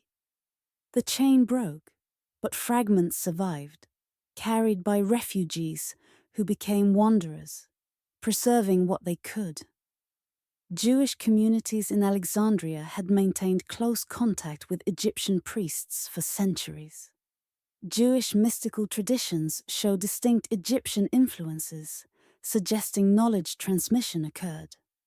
The Kabbalah, emerging as a distinct system centuries later, contains concepts remarkably similar to Egyptian teachings about reality structure, soul components, and cosmic patterns. While Kabbalah developed its own unique character, scholars have noted possible Egyptian roots, suggesting refugee priests shared teachings with Jewish scholars who preserved them within their own tradition. Greek mystery schools explicitly claimed Egyptian heritage. Pythagoras, after 22 years in Egyptian temples, founded schools in Greece practicing secrecy, initiation, and graduated knowledge transmission mirroring Egyptian models. His mathematical discoveries, the theorem, understanding of musical harmony, astronomical knowledge, all came after Egyptian training. Later Neoplatonic philosophers, like Plotinus and Porphyry, taught concepts they claimed derived from Egyptian sources. The Hermetic tradition, emerging in late antiquity, presented itself as Egyptian wisdom taught by Hermes Trismegistus, identified with Thoth. Scholars debate whether Hermetic texts contain genuine ancient Egyptian knowledge, or are later inventions blending Egyptian, Greek, and other influences. But the texts preserve concepts consistent with what fragmentary Egyptian sources describe: reality as thought, power of words and symbols, techniques for consciousness alteration, understanding of cosmic patterns. Physical texts were hidden or buried. Archaeological discoveries continue uncovering papyri in desert caves, bricked up in building foundations, buried in sealed jars. The Nag Hammadi Library, discovered in 1945, and Dead Sea Scrolls, found 1946 through 56, while not Egyptian, demonstrate that ancient peoples did hide important texts in locations where they remained undiscovered for millennia. How many caches of Egyptian texts might still exist, waiting in tomb chambers not yet excavated, or temple foundations beneath modern cities built atop ancient sites? Architectural preservation survived even textual destruction. Knowledge encoded in temple structures remained even when scrolls were burned. Modern researchers, using laser scanning, photogrammetry, and computational analysis, find mathematical relationships and astronomical alignments that weren't recognized previously. Temples themselves serve as preserved knowledge in three-dimensional form, if we know how to read them. Some knowledge survived through stealth preservation, hidden within systems that appeared innocuous to new authorities. When Christianity became dominant, certain Egyptian concepts survived by being absorbed into Christian mysticism. The Trinity concept resembles Egyptian divine triads. Monastic tradition, isolated communities dedicating lives to spiritual practice and knowledge preservation, mirrors aspects of temple priesthood. Use of incense, ritual, and specific architectural designs in churches shows continuities with pagan temple practices. Whether this was deliberate preservation by converts wanting to maintain Egyptian traditions, or simply cultural continuity, it meant certain practices survived under new names and contexts. Islamic scholars who conquered Egypt in the 7th century found a population that still remembered ancient traditions, though the priesthood itself was long gone. Arabic scholars studied surviving Greek translations of Egyptian texts and incorporated Egyptian knowledge, particularly in astronomy, medicine, and alchemy, into Islamic science. The Arabic word alchemy comes from al-Kem, meaning from Egypt, Kem being an ancient name for the land. Medieval European alchemists later acquired Arabic texts containing Egyptian knowledge fragments, often not recognizing the ancient source. Egyptian knowledge fragments are scattered throughout later traditions. In Jewish mysticism, Greek philosophy, Christian mysticism, Islamic science. European alchemy. Researchers trying to reconstruct Egyptian priestly knowledge face the challenge of identifying which elements in these later traditions are genuine Egyptian inheritances versus independent developments or later additions. It's like reconstructing a shattered vase when pieces have been mixed with fragments from other vases, possible but requiring careful analysis. The survival of fragments suggests the priests' contingency plans worked, at least partially. They encrypted deepest secrets into texts given to outsiders, encoded knowledge into architecture that couldn't be destroyed, and seeded traditions that would survive under different names. The knowledge went underground, transformed, disguised, but didn't completely disappear.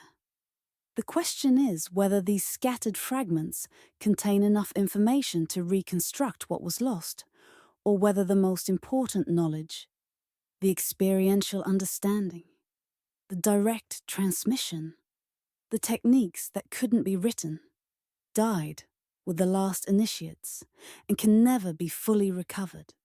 Jean-François Champollion's decipherment of hieroglyphics in 1822, using the Rosetta Stone, finally allowed scholars to read ancient Egyptian texts again after 1400 years of silence.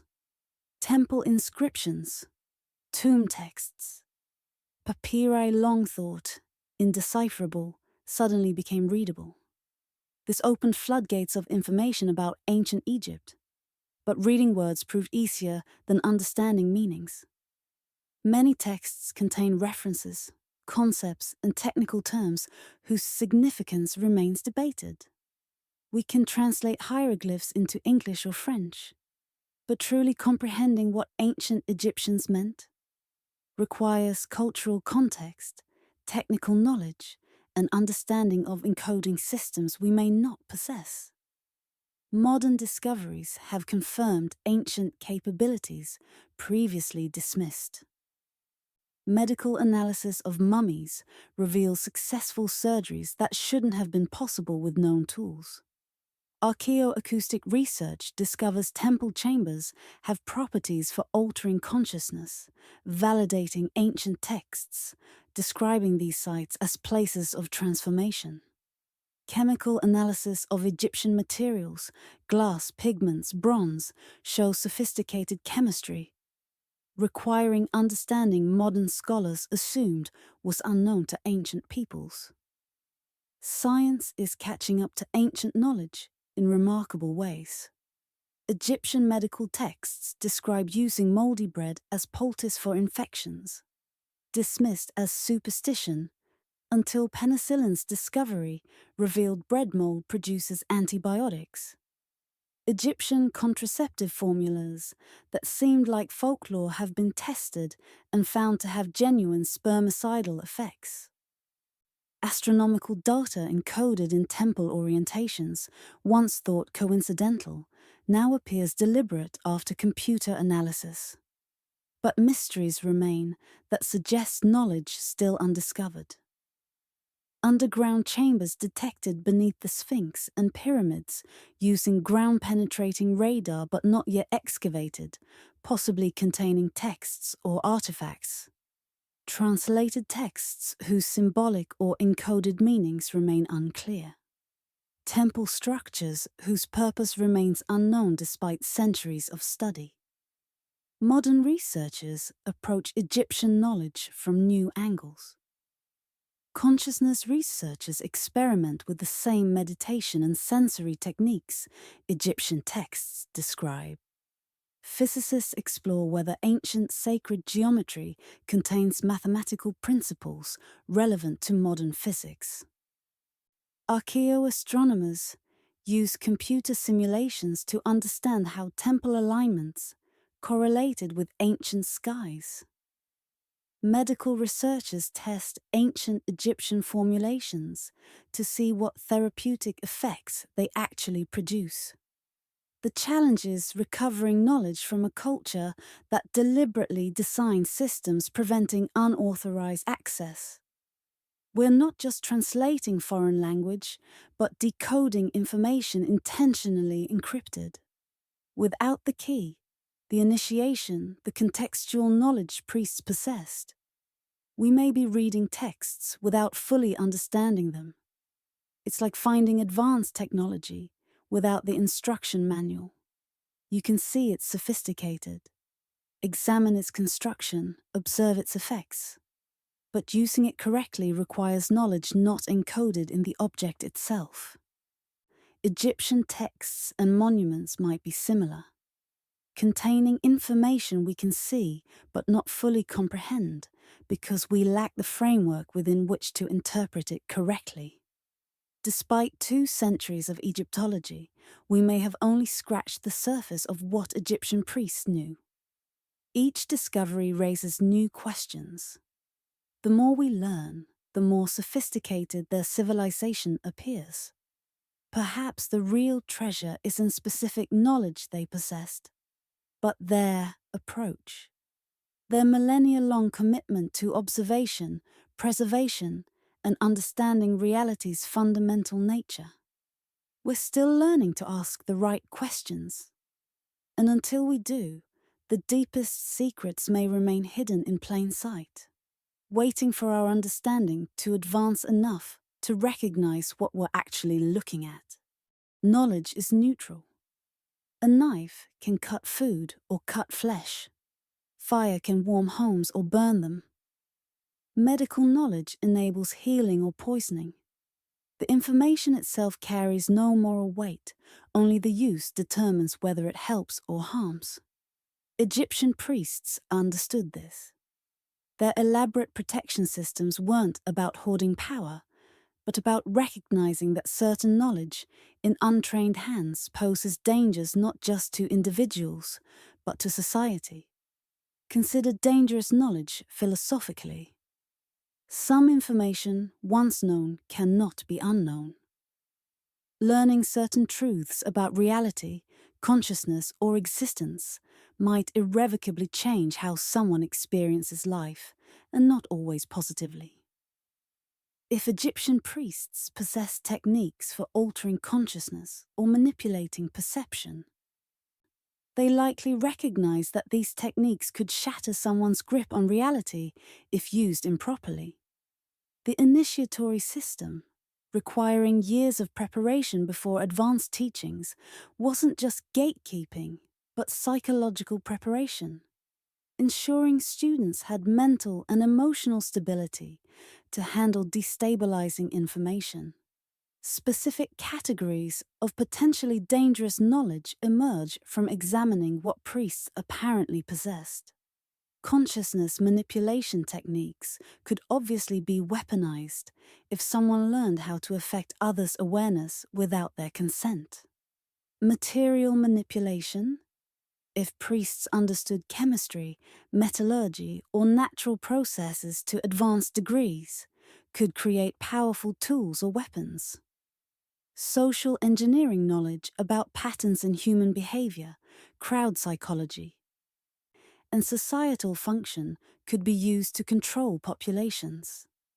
Existential knowledge about reality, time, or consciousness that contradicted comforting beliefs might cause psychological harm to those unprepared. The concept of ontological shock, the destabilizing effect of learning something so contradictory to your worldview that your entire understanding collapses, is recognized by modern psychology. Sudden traumatic paradigm shifts can cause dissociation, depression, or psychosis.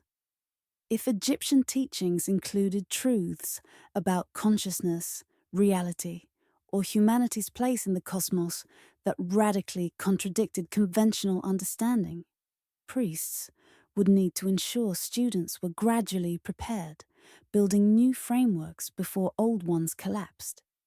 Historical examples show knowledge causing harm when released prematurely. Alchemical texts falling into medieval hands led to mercury poisoning, as untrained experimenters followed procedures without understanding precautions. Consciousness-altering substances discovered by indigenous cultures caused psychological damage when used recreationally without ritual context and preparation. Technologies developed for beneficial purposes, nuclear fission for power, being weaponized. The priesthood understood that knowledge itself is neutral, but effects depend entirely on who possesses it and how they use it. The priest's apparent philosophy was stewardship, knowledge as responsibility rather than property. Inner circle priests weren't hoarding secrets for personal advantage.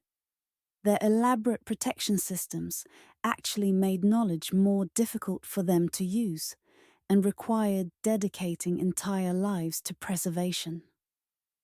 This suggests they viewed themselves as custodians, guardians of something precious but dangerous, with duty to protect both the knowledge and the people who might misuse it. This raises an ethical dilemma. Is it right to keep knowledge secret? Modern democratic societies generally favor open information, believing people should have freedom to access knowledge and make their own choices. This philosophy assumes knowledge is benign or that dangers are worth the freedom. Egyptian priests apparently believed some knowledge posed risks outweighing benefits of free access.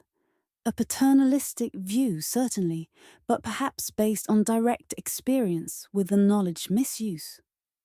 Consider the possibility that if Egyptian priests possessed knowledge we've since forgotten, and if they deliberately chose not to pass it to successive civilizations, perhaps we should consider why. Maybe knowledge was lost not through accident or conquest, but through intentional suppression by priests who decided humanity wasn't ready, or shouldn't ever have it. This reframes the lost knowledge narrative from tragedy to intentional choice. What's hidden might remain so by design, not accident. The priests spent lifetimes pursuing understanding, yet apparently chose to erase certain knowledge rather than risk its survival. What could possibly be so dangerous that even those who dedicated lives to learning chose to destroy rather than preserve it? That question haunts anyone who studies Egyptian priestly knowledge, because it suggests the real mystery isn't what they knew, but what they decided we shouldn't know. And whether that decision was wise protection or tragic suppression depends entirely on whether you trust their judgment about dangers we can't evaluate because we don't possess the knowledge to understand what those dangers were. Egyptian texts contain explicit warnings about misusing knowledge. Some tomb inscriptions threaten anyone who disturbs them, usually interpreted as superstition meant to deter robbers. But some texts use language suggesting they're warning against unleashing something, not just threatening conventional harm. References to disturbing what lies beneath, releasing that which sleeps, breaking seals that should remain intact. The Egyptian concept of Isfet, chaos, disorder, the opposite of Ma'at, permeated their worldview. Priests believed reality maintained balance between order and chaos, and certain actions could tip the balance toward Isfet. If they possessed knowledge about reality's fundamental nature, they might have understood that specific procedures or actions could literally destabilize ordered functioning. Not supernaturally, but through manipulating natural forces or patterns in ways that cascade into disorder. Magical texts.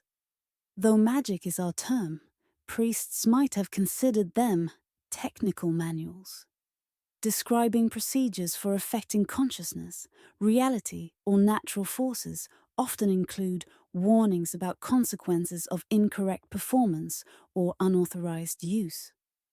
Mistranslated or partially understood spells might seem like nonsense.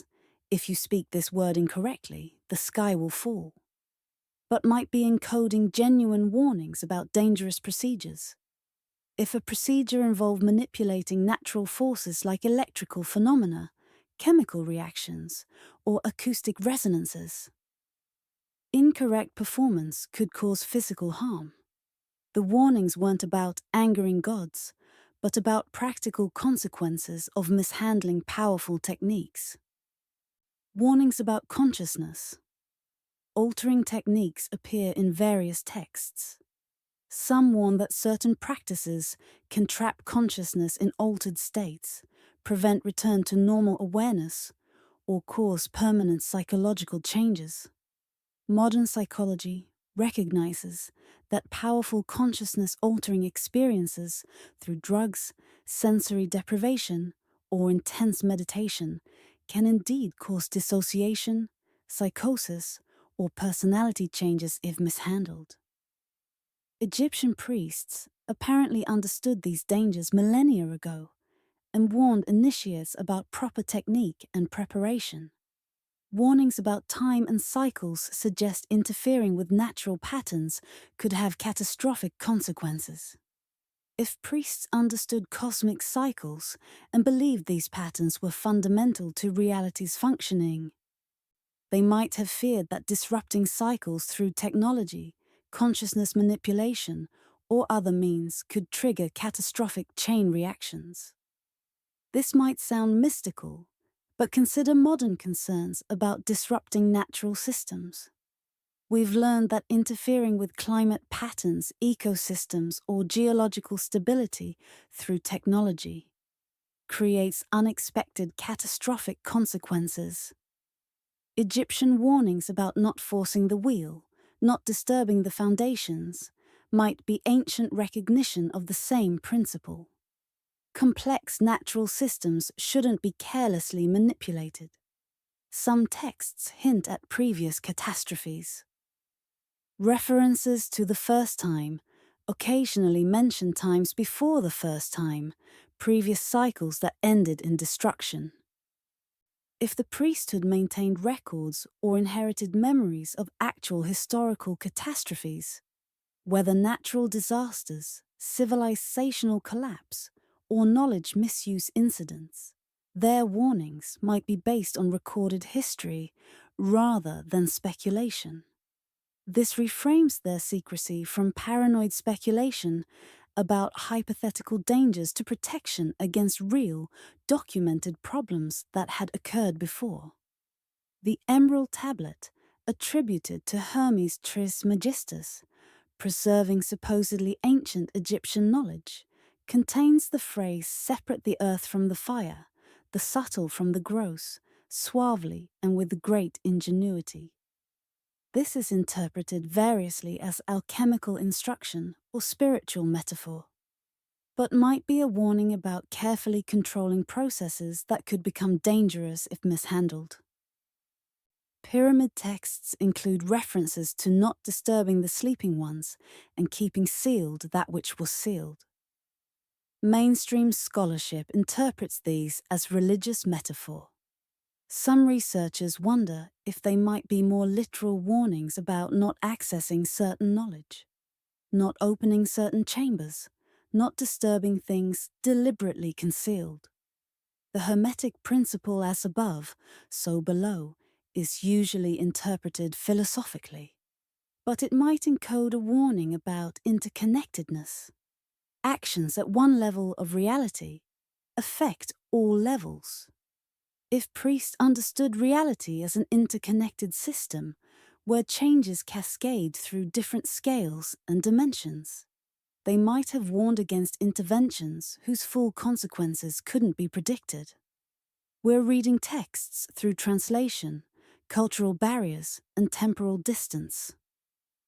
Warnings that seem mystical or superstitious might encode genuine dangers in allegorical language because direct, technical language didn't exist. Or they might be exactly what they appear, religious warnings meant to maintain priest authority and prevent unauthorized access. Distinguishing between genuine technical warnings and religious theater is nearly impossible from our perspective.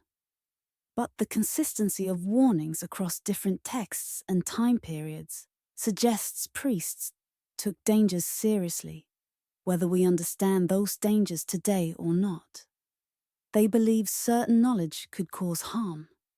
Whether they were right, whether those dangers were real or imagined, we may never know for certain. We're rediscovering knowledge the Egyptian priest warned against. Modern science advances toward capabilities that echo what ancient texts hint at, raising uncomfortable questions about whether we're making the same mistakes they cautioned about.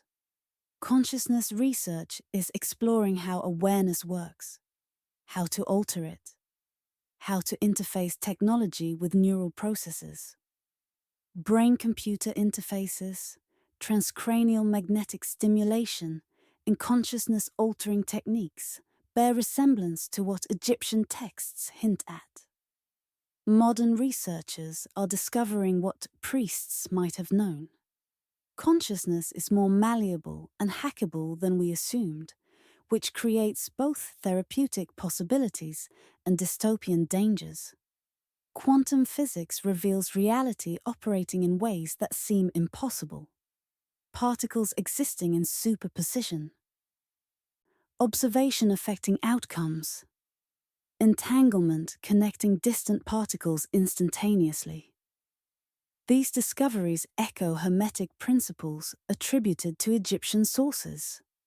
Reality responding to consciousness, interconnectedness across space, the observer affecting the observed. Whether Egyptian priests understood quantum phenomena or if these are coincidental philosophical similarities. Modern physics reveals reality as stranger and more malleable than classical physics suggested. Genetics and life manipulation find modern parallels in the Egyptian obsession with preserving life. Texts hinting at understanding heredity and life's fundamental nature resonate with genetic engineering, CRISPR, and synthetic biology. We're capable of rewriting genetic code, creating new organisms, potentially manipulating human development. Powers that would have seemed godlike to ancient peoples, but which they may have understood conceptually if they grasped that life follows patterns that can be understood and modified. Artificial intelligence and autonomous systems connect to Egyptian texts, describing creating servants that would perform tasks autonomously. While ancient Egyptians certainly didn't have modern AI, some accounts describe entities that could perform complex tasks without direct control. Whether these accounts are mythological or describe real mechanical or biological automation attempts, they resonate with current concerns about creating artificial intelligence that might exceed our control. Modern concerns about knowledge and information echo priesthood wisdom. The internet makes virtually all knowledge accessible, which sounds utopian but creates problems. Misinformation spreads faster than truth. Dangerous information is available to anyone.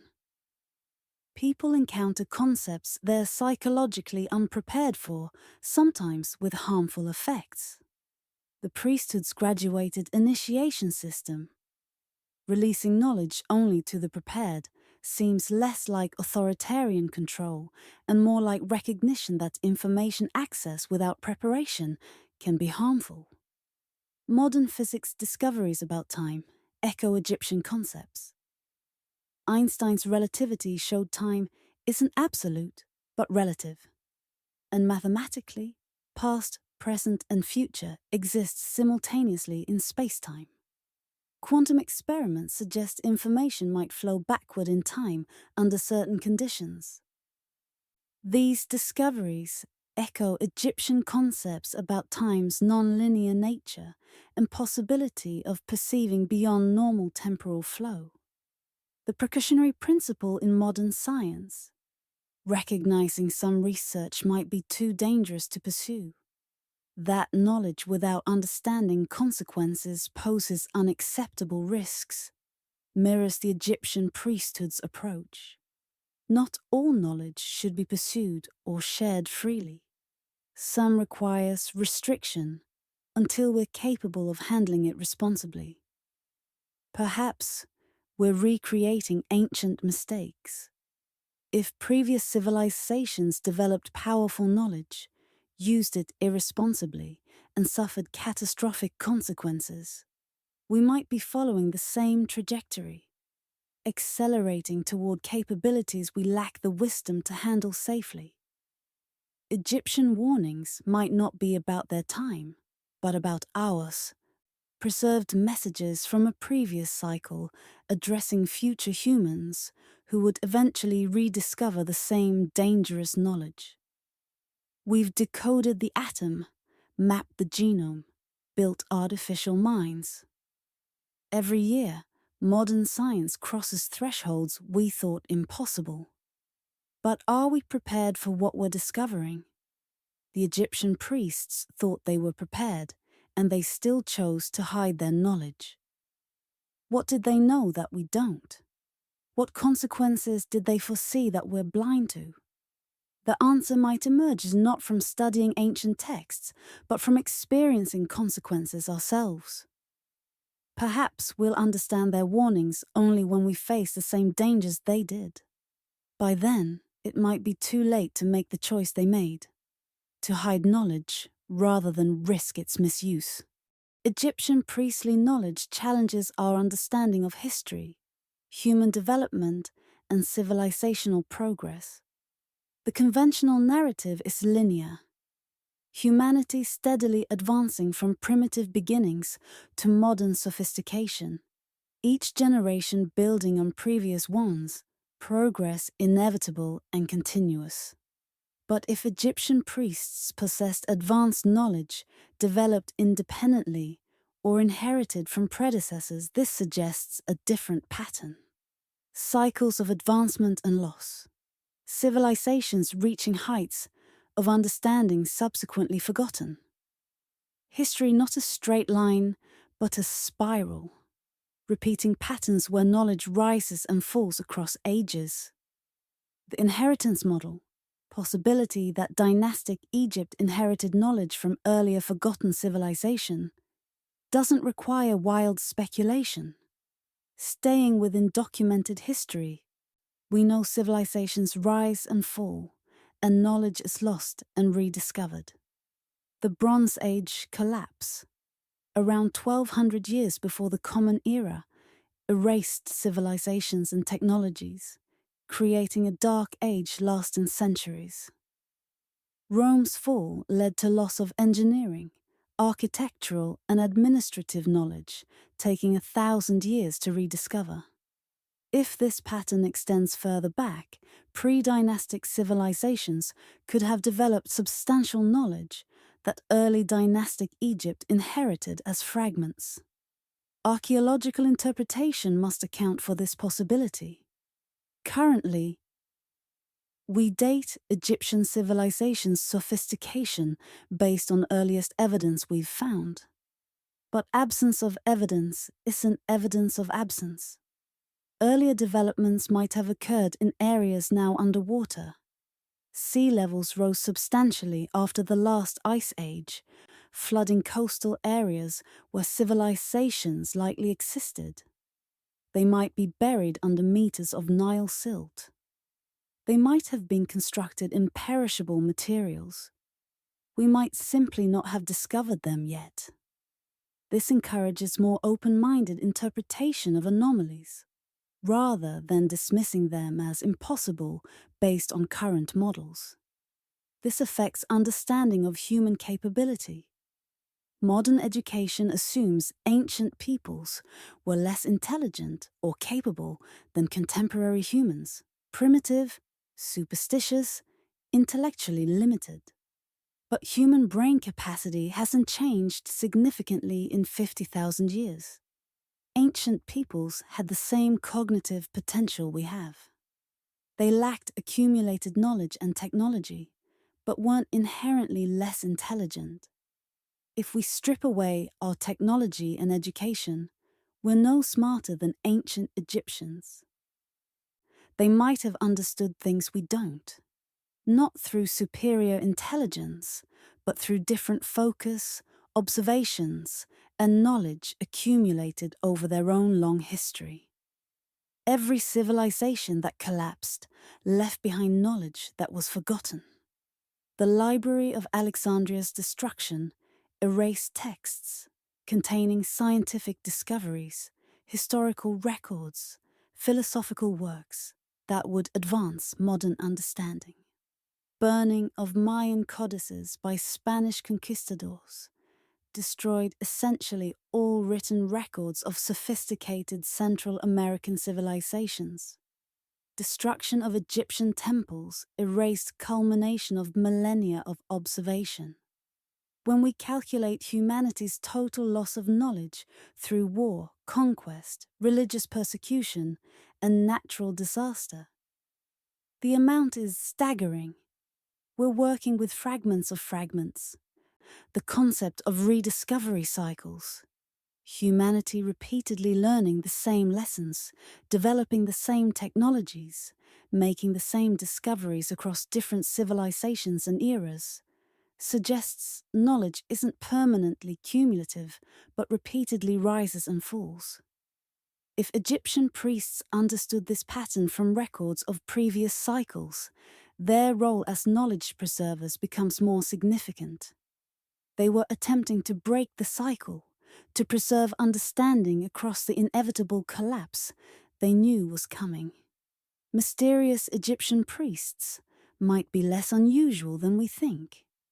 Every advanced civilization probably had knowledge keepers, people dedicated to preserving understanding across generations.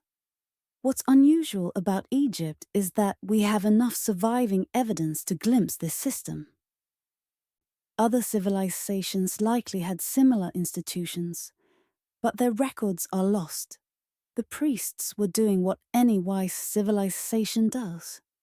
Recognizing knowledge is fragile, easily lost, and must be actively protected and transmitted. That we find this mysterious says more about our own civilization's youth and lack of long-term perspective than about Egyptian peculiarity. We're accustomed to thinking in years or decades. The Egyptian priesthood thought in centuries and millennia. That timescale creates different priorities, different values, different understanding of what matters. Perhaps that's the lesson we most need to learn.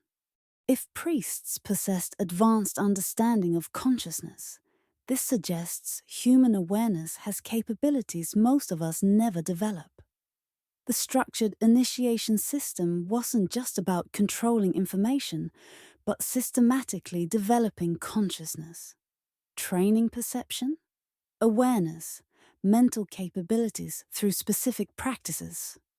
Consciousness isn't fixed, but trainable.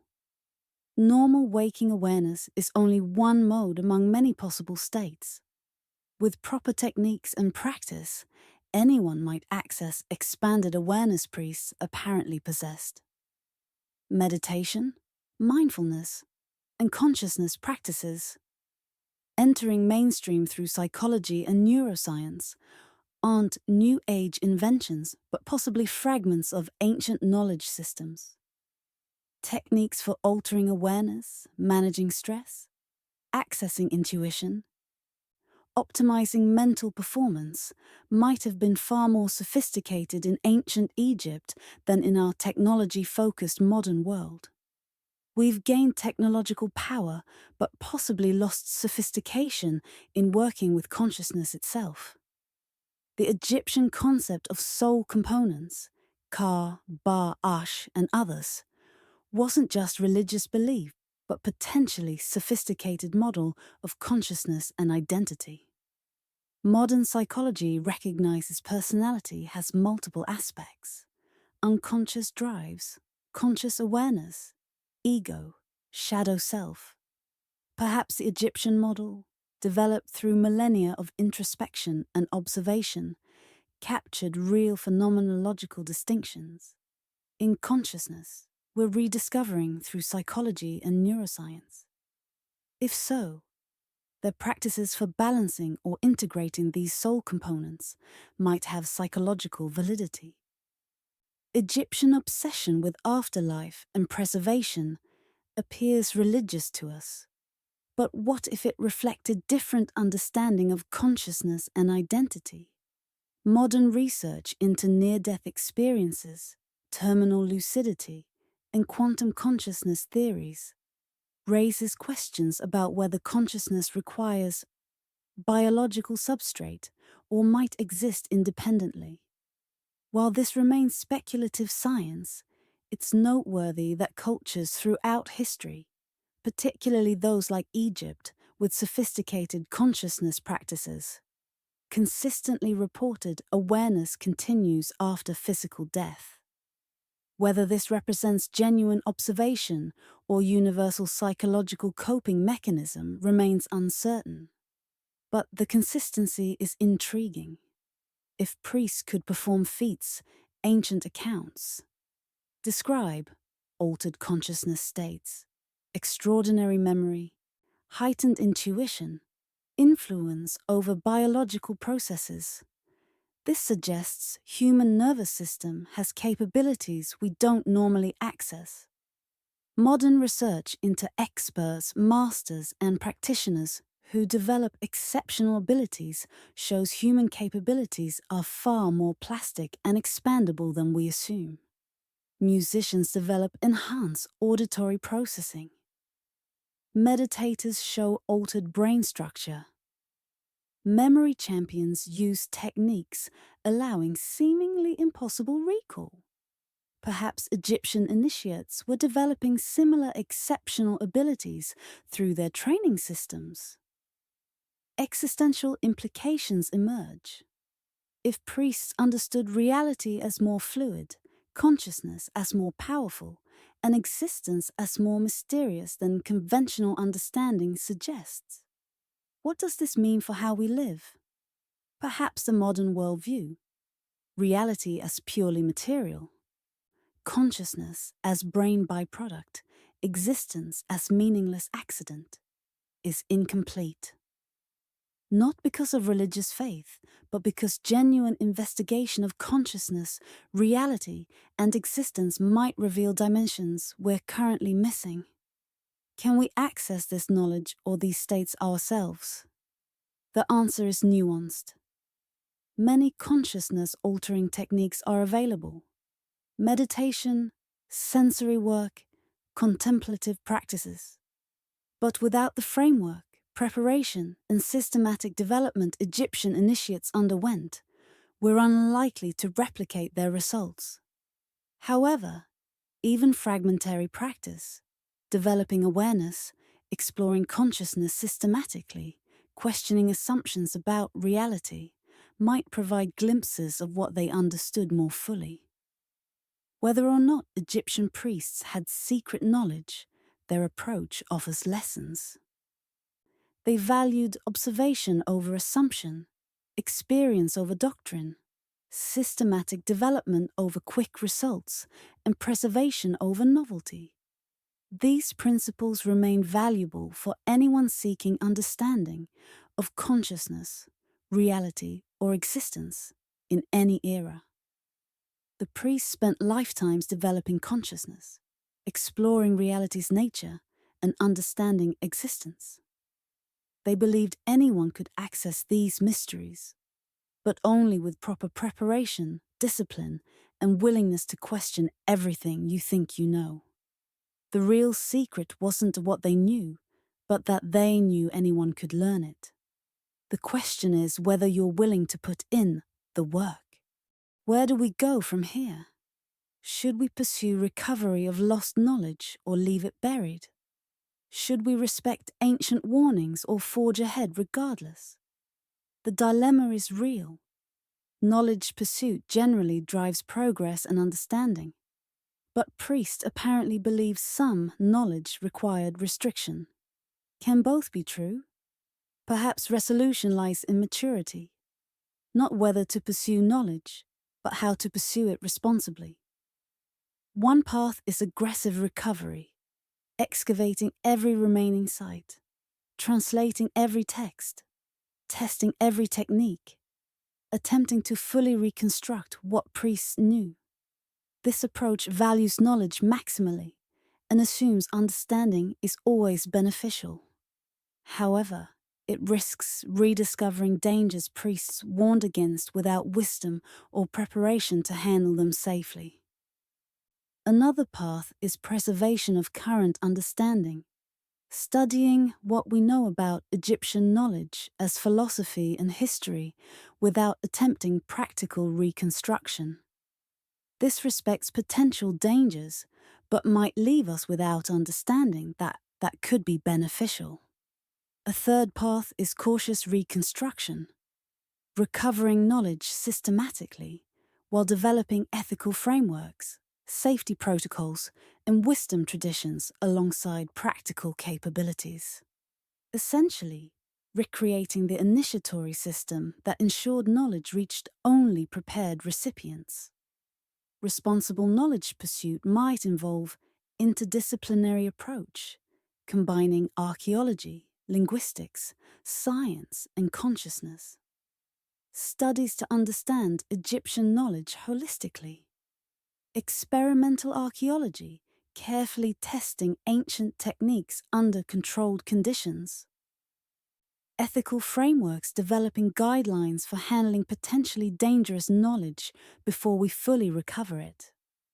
Public education sharing historical knowledge about Egyptian civilization widely while reserving practical techniques for those with proper training. The role of mystery deserves consideration. Perhaps some things should remain unknown, not forever, but until we're ready. The priesthood's graduated initiation recognized that readiness matters. Modern education sometimes pushes information without ensuring recipients have context, maturity, or psychological stability to integrate it properly. Perhaps recovering the initiatory model, not as authoritarian gatekeeping, but as recognition that some knowledge requires preparation, would serve us better than unrestricted information access. Balance between preservation and progress matters. Priests sought to preserve knowledge across time, maintaining traditions unchanged across millennia. But preservation without evolution becomes stagnation. Perhaps optimal approach combines preservation of what's known with careful innovation, developing new understanding, creating living traditions that honor the past while adapting to present needs. Different audiences have different interests and appropriate approaches. Scholars and researchers should pursue rigorous study, careful excavation, honest acknowledgement of what we don't know. Practitioners interested in consciousness and spiritual development should explore ancient techniques thoughtfully, while recognizing we're working with fragments and might never fully reconstruct what was lost. General audiences should maintain curiosity and openness while avoiding both dismissive skepticism and uncritical credulity. The truth likely lies between. Ancient peoples knew some things we don't. We know some things they didn't. And wisdom involves recognizing both. Are we worthy inheritors? Have we developed sufficient wisdom, ethical frameworks, and long-term thinking to handle knowledge we're recovering? Or are we like children playing with powerful tools we don't fully understand? The answer determines whether recovering Egyptian knowledge is wise or reckless. The priests' greatest legacy might not be specific knowledge they possessed, but their approach, commitment to preservation, recognition that knowledge carries responsibility, understanding that consciousness can be systematically developed, ability to think across centuries and millennia. These lessons remain valuable regardless of whether we ever fully recover their secrets. In an age of rapid change, short-term thinking, and information overload, the Egyptian priesthood's model of patient, systematic, multi-generational knowledge cultivation offers an alternative worth considering. Perhaps that's what we should take forward, not specific techniques or information, but their perspective on knowledge, time, and responsibility. Return with me now to that temple in Thebes, to the night before everything changed. We understand now what we couldn't at the beginning. Amenhotep isn't just an individual making personal choices. He's the last link in a chain, extending back thousands of years, possibly tens of thousands, if knowledge traces to pre-dynastic sources. The scrolls in his hands represent generations of accumulated observation, understanding, wisdom. The hieroglyphs on the walls contain encoded knowledge only he and a handful of others can fully interpret. The silence of the temple carries the weight of impending loss. He has spent his entire life preparing for this moment, knowing it would come eventually. The priesthood tracked cycles, understood patterns, knew Egypt's age was ending. Civilizations rise and fall. This is Nehir, cosmic time, eternal repetition, but within that pattern, choices matter. What knowledge survives this transition? What must be preserved at all costs? What might be too dangerous to risk falling into unprepared hands? Dawn approaches, and with it, the army. He has limited time. He must make choices. The narration slows, becomes meditative, describing physical reality of his situation. He sorts through categories of knowledge. Medical texts, valuable, potentially life-saving, relatively safe to preserve. Astronomical records, essential for understanding cosmic cycles, must be saved. Architectural texts, practical knowledge that built temples, worth preserving. Consciousness techniques, powerful but dangerous, requiring extensive preparation. Metaphysical understanding, deepest mysteries about reality, time, existence, knowledge that could transform or destroy anyone who possesses it without proper foundation. 3 options lie before him.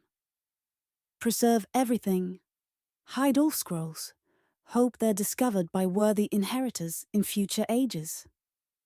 Risk is knowledge falls into wrong hands, is misused or causes harm. Destroy everything. Ensure knowledge doesn't survive to be misused. Problem is millennia of wisdom lost forever. Potential benefits erased along with dangers. Selective preservation. Hide some knowledge. Destroy some. Encode some in forms requiring understanding to decode. He makes his choice. Select scrolls containing most dangerous knowledge. Techniques for consciousness manipulation. Formulas for altering matter. Procedures for accessing non-ordinary states of reality. Places them in bronze cylinders, seals them with wax. These will go in chambers deep beneath the temple. Chambers that don't appear on any plans, accessible only through passages he will collapse behind him. Even if discovered millennia hence, scrolls will be an archaic hieratic script, written in code, referencing concepts requiring initiation to understand. Essentially, self-protecting through incomprehensibility to the unprepared. Other scrolls, historical records, astronomical data, medical texts, he prepares differently. Some will be hidden, but in locations more likely to be eventually discovered. Some will be entrusted to brother priests fleeing to other lands, carrying fragments that will seed other traditions. Some will be left in place, betting new rulers will preserve temples as curiosities, even if they don't understand significance. But certain knowledge, deepest understanding, techniques for altering reality itself, truths about existence that can destabilize consciousness.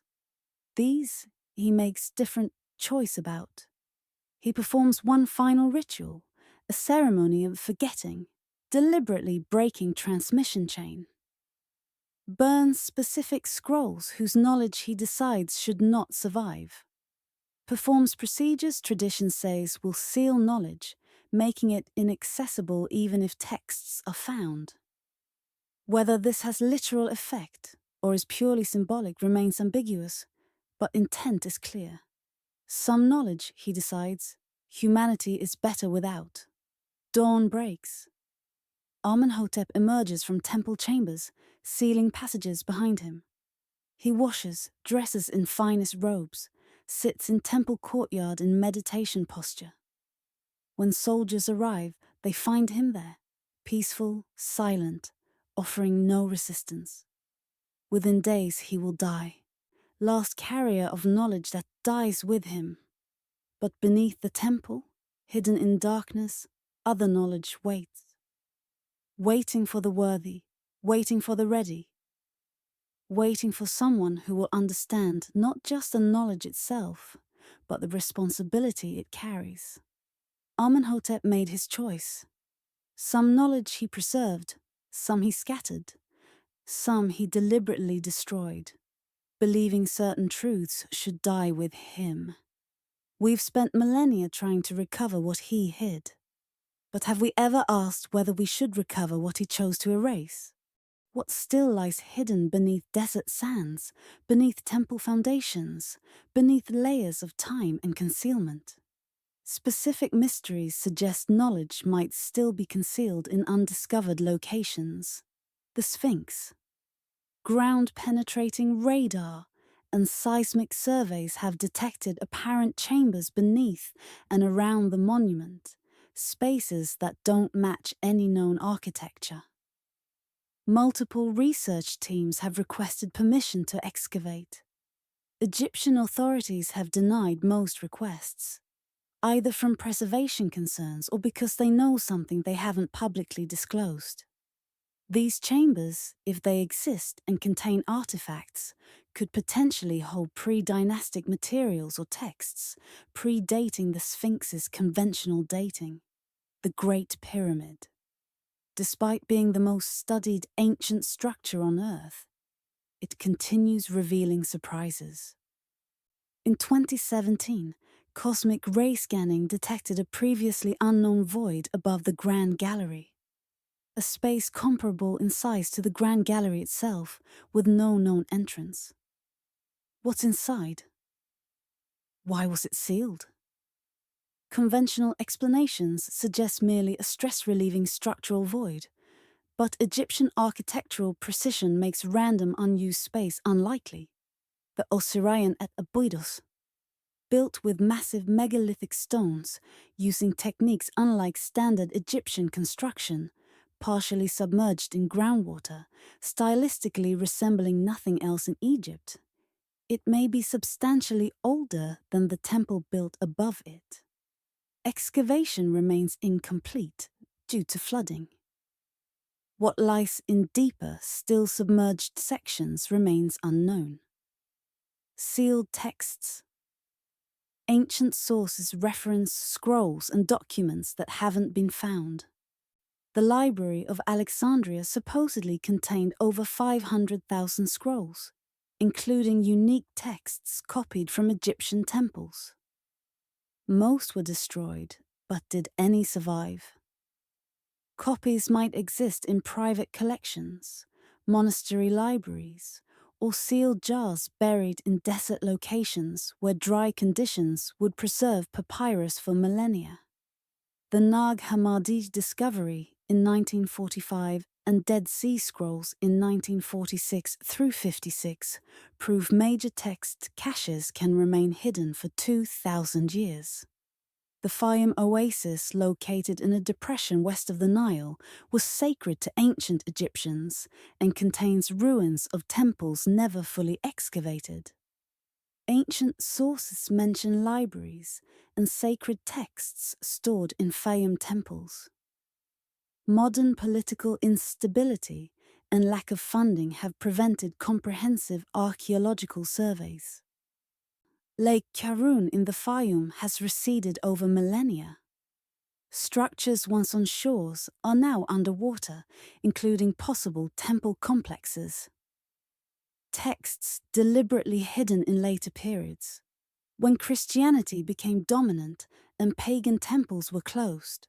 Some priests hid texts in sealed rooms, buried them in desert caves, or entrusted them to monks, who preserved them in monastery libraries where they were forgotten. Medieval Arab scholars reported finding ancient Egyptian texts in ruined temples and occasionally referenced sealed books containing knowledge they couldn't translate. Where did these texts go? Some might remain in private collections, unrecognized because current owners don't understand significance.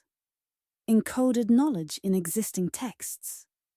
We possess thousands of hieroglyphic inscriptions, papyri, and temple texts, but most have been studied only for literal surface content. Modern computational linguistics and pattern analysis are revealing hidden structures in ancient texts, mathematical encodings, astronomical data, acrostic messages. How much information is encoded in texts we've had for centuries, but never fully decoded because we weren't looking for hidden layers? Knowledge encoded in architecture itself. Temple dimensions, proportions, and orientations contain information that can be read mathematically. Researchers have found pi, phi, astronomical cycles, and possibly other constants encoded in temple architecture. But temples are three-dimensional, oriented to specific celestial alignments, incorporating acoustic properties. They're multidimensional information storage. We've barely scratched the surface of decoding what information architecture contains. Oral traditions. Some Egyptian spiritual traditions claim unbroken lineage from ancient priesthood, preserving teachings through oral transmission across generations. Whether these claims are valid or later inventions is hotly debated. But possibility exists that knowledge survived outside written form, passed mouth to ear through small groups who maintained tradition while hiding it from authorities who might have suppressed it. The frustrating reality is we know there's more to be found. Texts waiting in hidden chambers, information waiting to be decoded in existing materials, oral traditions potentially preserving ancient teachings. But we don't know what we don't know. The most important secrets might be ones we haven't even recognized as missing yet. We've explored hidden knowledge for hours now. Yet the deepest lesson might be that some things should remain hidden, or at least mysterious. In an age where information is instantly accessible, where answers are a search engine query away, where everything seems explainable and quantifiable, mystery serves important purposes. It keeps us humble, reminding us reality exceeds our understanding. It keeps us curious, driving exploration and discovery. It keeps us wondering, maintaining sense of awe about existence itself. Egyptian priests apparently understood this.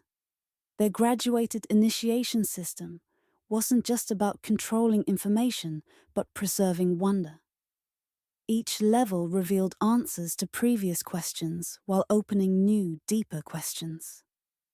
The goal wasn't reaching a point where everything was explained, but rather developing capacity to sit comfortably with mystery, to pursue understanding while respecting what remains unknown.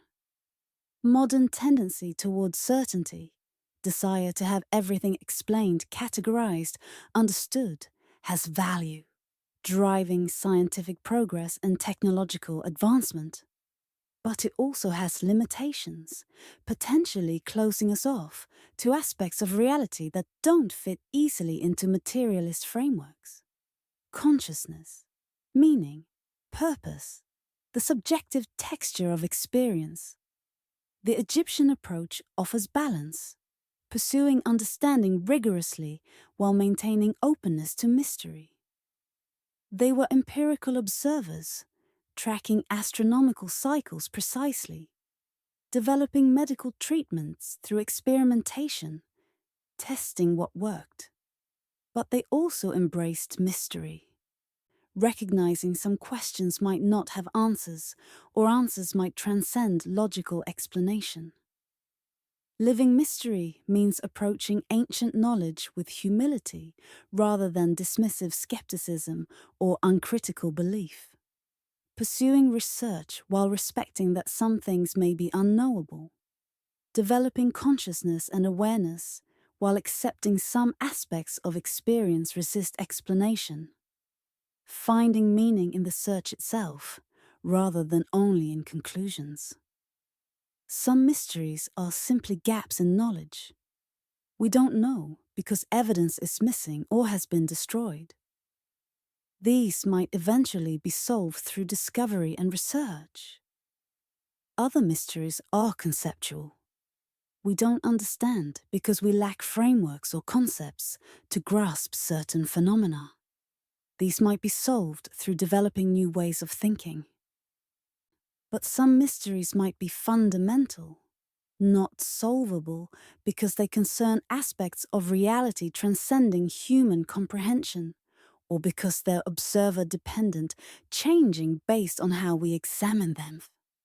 The Egyptian priestly tradition teaches about living with mystery. They apparently believed certain questions were worth pursuing for lifetimes, even if definitive answers remained elusive.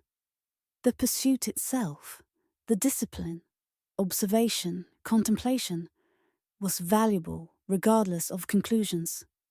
This contrasts with modern demand for quick results and definitive answers.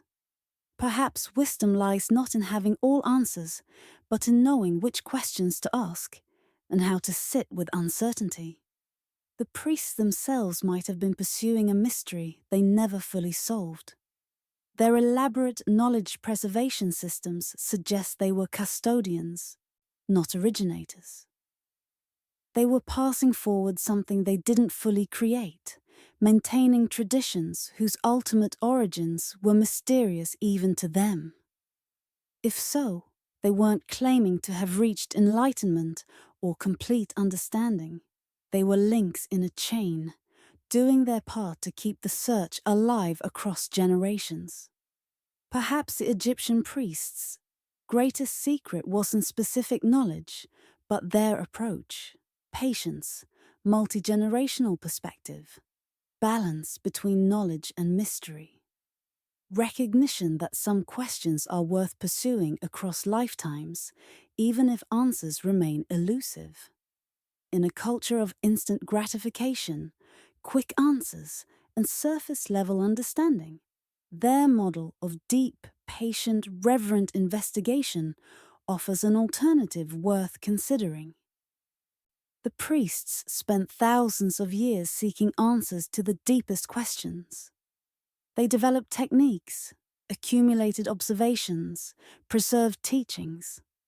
But perhaps what they ultimately discovered was that the search itself was the point. That mystery isn't a problem to be solved, but a space to be inhabited, where we're fully alive, fully aware, fully human. And so we come to the end of our journey. Though like all true journeys, this one doesn't really end so much as pause, leaving us changed by what we've encountered and carrying questions forward into whatever comes next. We started with a priest in a temple facing the end of his world. We explored the structure and nature of the priesthood, examined specific domains of forbidden knowledge, traced how that knowledge was lost and partially recovered, considered the dangers and implications, and ended by reconnecting with the mystery itself. What have we actually learned? First, the Egyptian priesthood was far more sophisticated than casual understanding suggests. They weren't simply performing religious rituals, but were scholars, scientists, physicians, astronomers, and philosophers, maintaining the most advanced knowledge available in their world. The priestly system represented humanity's first great knowledge preservation institution, a template that later influenced Greek academies, monastery libraries, and eventually modern universities. Second, ancient knowledge was real and substantial. Whether or not priests possessed extraordinary secrets, they certainly had genuine expertise in medicine, astronomy, mathematics, architecture, and consciousness studies. The physical evidence, temples, pyramids, medical texts, astronomical alignments, demonstrates capabilities requiring sophisticated understanding. Dismissing ancient peoples as primitive, superstitious believers is historically inaccurate and intellectually arrogant. Third, knowledge is fragile. The destruction of Egyptian priestly traditions represents catastrophic loss of accumulated understanding. Millennia of observations, experiments, insights erased within generations. This should concern us because it can happen again. Our own civilization's knowledge exists primarily in forms vulnerable to catastrophe. Digital storage, specialized expertise, centralized systems. If modern civilization collapsed, how much would survive? What would future archaeologists conclude about us from ruins alone? Fourth, secrecy and protection have complex motives. Priests didn't hide knowledge merely to hoard power, but apparently believed genuine dangers accompanied certain information. Whether or not we agree with their assessments, elaborate protection systems suggest they took these dangers seriously. This raises contemporary questions about knowledge ethics, particularly as we develop powerful technologies whose full implications we don't yet understand. Fifth, knowledge comes in multiple forms. Western emphasis on written, explicit, propositional knowledge represents only one type. Egyptians apparently valued experiential knowledge gained through direct experience, procedural knowledge of how rather than what, and somatic embodied understanding. Their initiatory system recognized some knowledge can't be transmitted through texts, but requires direct transmission, practice, and personal transformation. Modern education is rediscovering this through emphasis on experiential learning, mentorship, and embodied practice. Sixth, civilizations operate in longer timeframes than individuals or dynasties. The Egyptian priesthood thought in terms of centuries and millennia, tracking cosmic cycles spanning tens of thousands of years. This long-term perspective allowed them to see patterns invisible at shorter timescales and prioritize preservation over short-term gains. Modern civilization, with quarterly profit focus and election cycle politics, has largely lost this capacity for multi-generational thinking. Perhaps we need to recover it. We acknowledge what we haven't learned. We don't know exactly what the deepest secrets were. We haven't recovered the highest initiation knowledge. We likely never will fully reconstruct what was lost. But perhaps that's acceptable. Perhaps the value lies not in possessing the secrets, but in the search, the questions raised, the perspectives gained through investigation. We set out to discover the forbidden knowledge of Egyptian priests. What we found was something different. Not the secrets themselves, but the outline of a different way of thinking, of knowing, of being human. Perhaps that was the real treasure, all along. The lessons about knowledge, mystery, and the human search for understanding bring us to a final question. What do we do now? How do we apply these insights? What changes in our own lives, our own search for understanding? Most listeners won't become professional Egyptologists or dedicate lives to esoteric study. But you can still engage with the principles and approaches that made the priesthood effective knowledge seekers. First, cultivate observation. Priests were empiricists, recording what they saw rather than assuming they knew. Anyone can develop observational skills. Paying attention to natural cycles, noticing patterns in personal experience, tracking how different practices affect consciousness and well-being. This empirical approach of test, observe, record works in any domain and doesn't require special training, just commitment to paying attention. Second, embrace patient practice. The initiatory system required decades of progressive development. Modern culture expects quick results, but genuine understanding often requires sustained practice over years. Whether learning meditation, studying philosophy, developing artistic skills, or pursuing scientific understanding, the principle remains. Patient, consistent practice yields depth that shortcuts can't match. The Egyptian model of graduated development, mastering basics before advancing, applies to any skill or knowledge domain. Third, value experiential knowledge. Don't rely solely on books, videos, or second-hand information. Direct experience provides understanding that descriptions can't convey. Want to understand meditation? Practice it for months or years, not just read about it. Curious about ancient architecture? Visit structures. Feel the spaces. Notice how environment affects awareness. Priests valued direct experience. Anyone can prioritize it. Fourth, maintain healthy skepticism balanced with openness. Don't believe everything you read about ancient mysteries. Plenty of misinformation exists. But don't dismiss everything either. Investigate claims. Examine evidence. Consider possibilities without committing to certainty. Priests apparently balanced empirical rigor with openness to mystery. We can too. Fifth, think long-term. The priesthood maintained perspective spanning generations. While individuals can't single-handedly implement multi-generational plans, we can shift toward longer timescales in personal planning, years and decades, rather than days and weeks, and support institutions that think long-term, libraries, universities, conservation efforts. Sixth, respect mystery. In seeking understanding, don't lose appreciation for what remains unknown. Maintain wonder, curiosity, and humility. The universe is vast, strange, and beautiful. Our comprehension is limited, and that's okay. Egyptian priests apparently found meaning in the search itself, not just in answers. Anyone can adopt this orientation. Specific practices inspired by Egyptian traditions are accessible.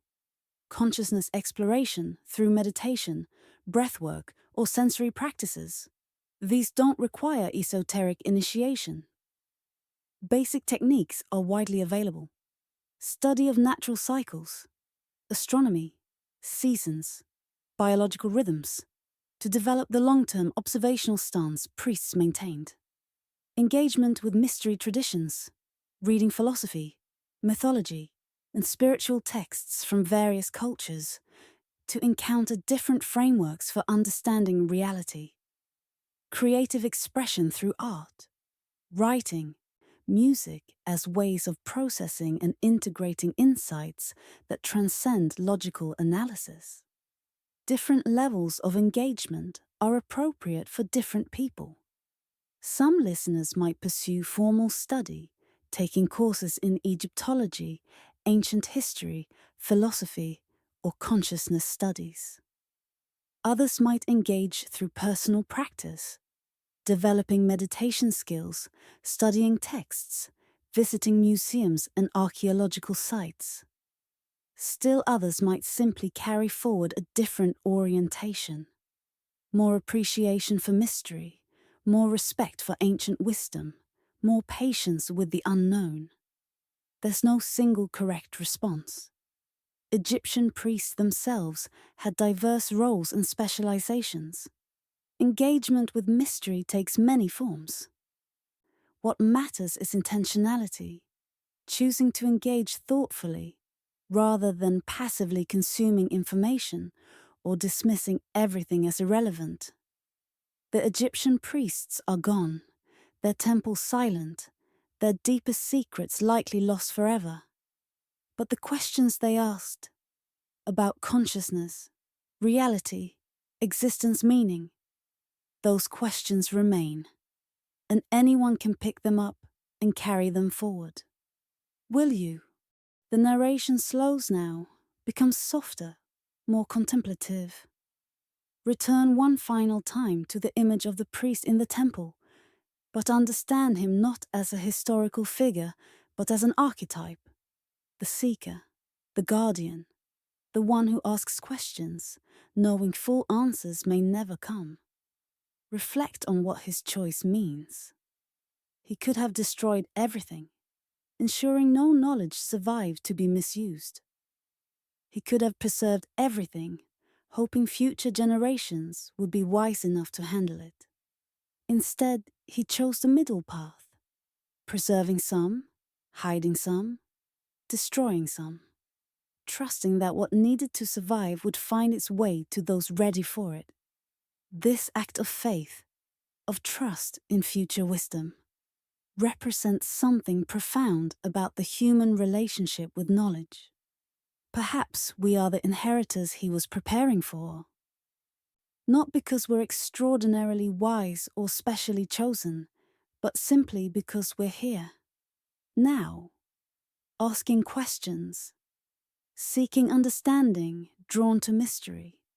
The very fact that you've listened this far, that you've stayed with this exploration of ancient secrets and forbidden knowledge, suggests you're part of the chain, another link in the human endeavor to understand existence. Acknowledge the documentary's limitations. We've covered much ground, but questions remain unanswered, deliberately so. The greatest secrets may be the ones we didn't discuss because they can't be discussed, only experienced. The deepest understanding may be the silence between words, the pause between thoughts, the mystery that persists despite all explanation. Offer final reflections on mystery itself. Perhaps mystery isn't a gap in knowledge waiting to be filled, but a fundamental feature of existence. Perhaps some questions don't have answers in the conventional sense, but rather lead us deeper into wonder, awareness, and presence. The Egyptian priests spent lifetimes pursuing these questions. We have our own lifetimes to do the same. Gently return to the present moment, acknowledging that listeners may be drifting towards sleep or are deep in contemplation. The narration becomes even softer, more rhythmic, supporting either state. Thank the audience for their attention, for their willingness to explore these mysteries together, for their openness to questions without easy answers. This isn't really an ending, but a beginning, or perhaps a middle, since the story began long before us and will continue long after. We're participants in something larger than ourselves, part of a conversation spanning millennia about what it means to be human, to be conscious, to exist in this strange and wondrous universe. The priest's perspective from the temple courtyard as dawn breaks. He knows his world is ending but trusts that something essential will survive. Not specific knowledge, perhaps, but the spirit of inquiry, the love of wisdom, the courage to ask difficult questions and sit with uncertain answers. He releases everything, his life, his knowledge, his certainty, and in that release finds peace. The oil lamps have burned down to embers. The first rays of sunlight touch the temple stones. Somewhere in the distance, the sound of marching feet grows louder. But here, in this moment, there is only silence. The silence that contains all questions and all answers. The silence that existed before the first word was spoken and will remain after the last echo fades. The forbidden knowledge of Egyptian priests. Whatever it was, wherever it's hidden, waits still. But perhaps you don't need to find it. Perhaps you carry it already. The capacity for wonder, the courage to question, the patience to seek understanding across a lifetime. That was the real secret all along. Sleep well, seeker, dream well. The mystery continues, and you're part of it now. The temples may be silent, the priests long gone, but the questions they asked echo still in every mind that wonders, in every heart that seeks, in every consciousness that reaches toward understanding. The journey doesn't end, it only pauses, until the next seeker picks up the thread. Until the next question is asked, until the next mystery calls. Rest now. The search continues tomorrow.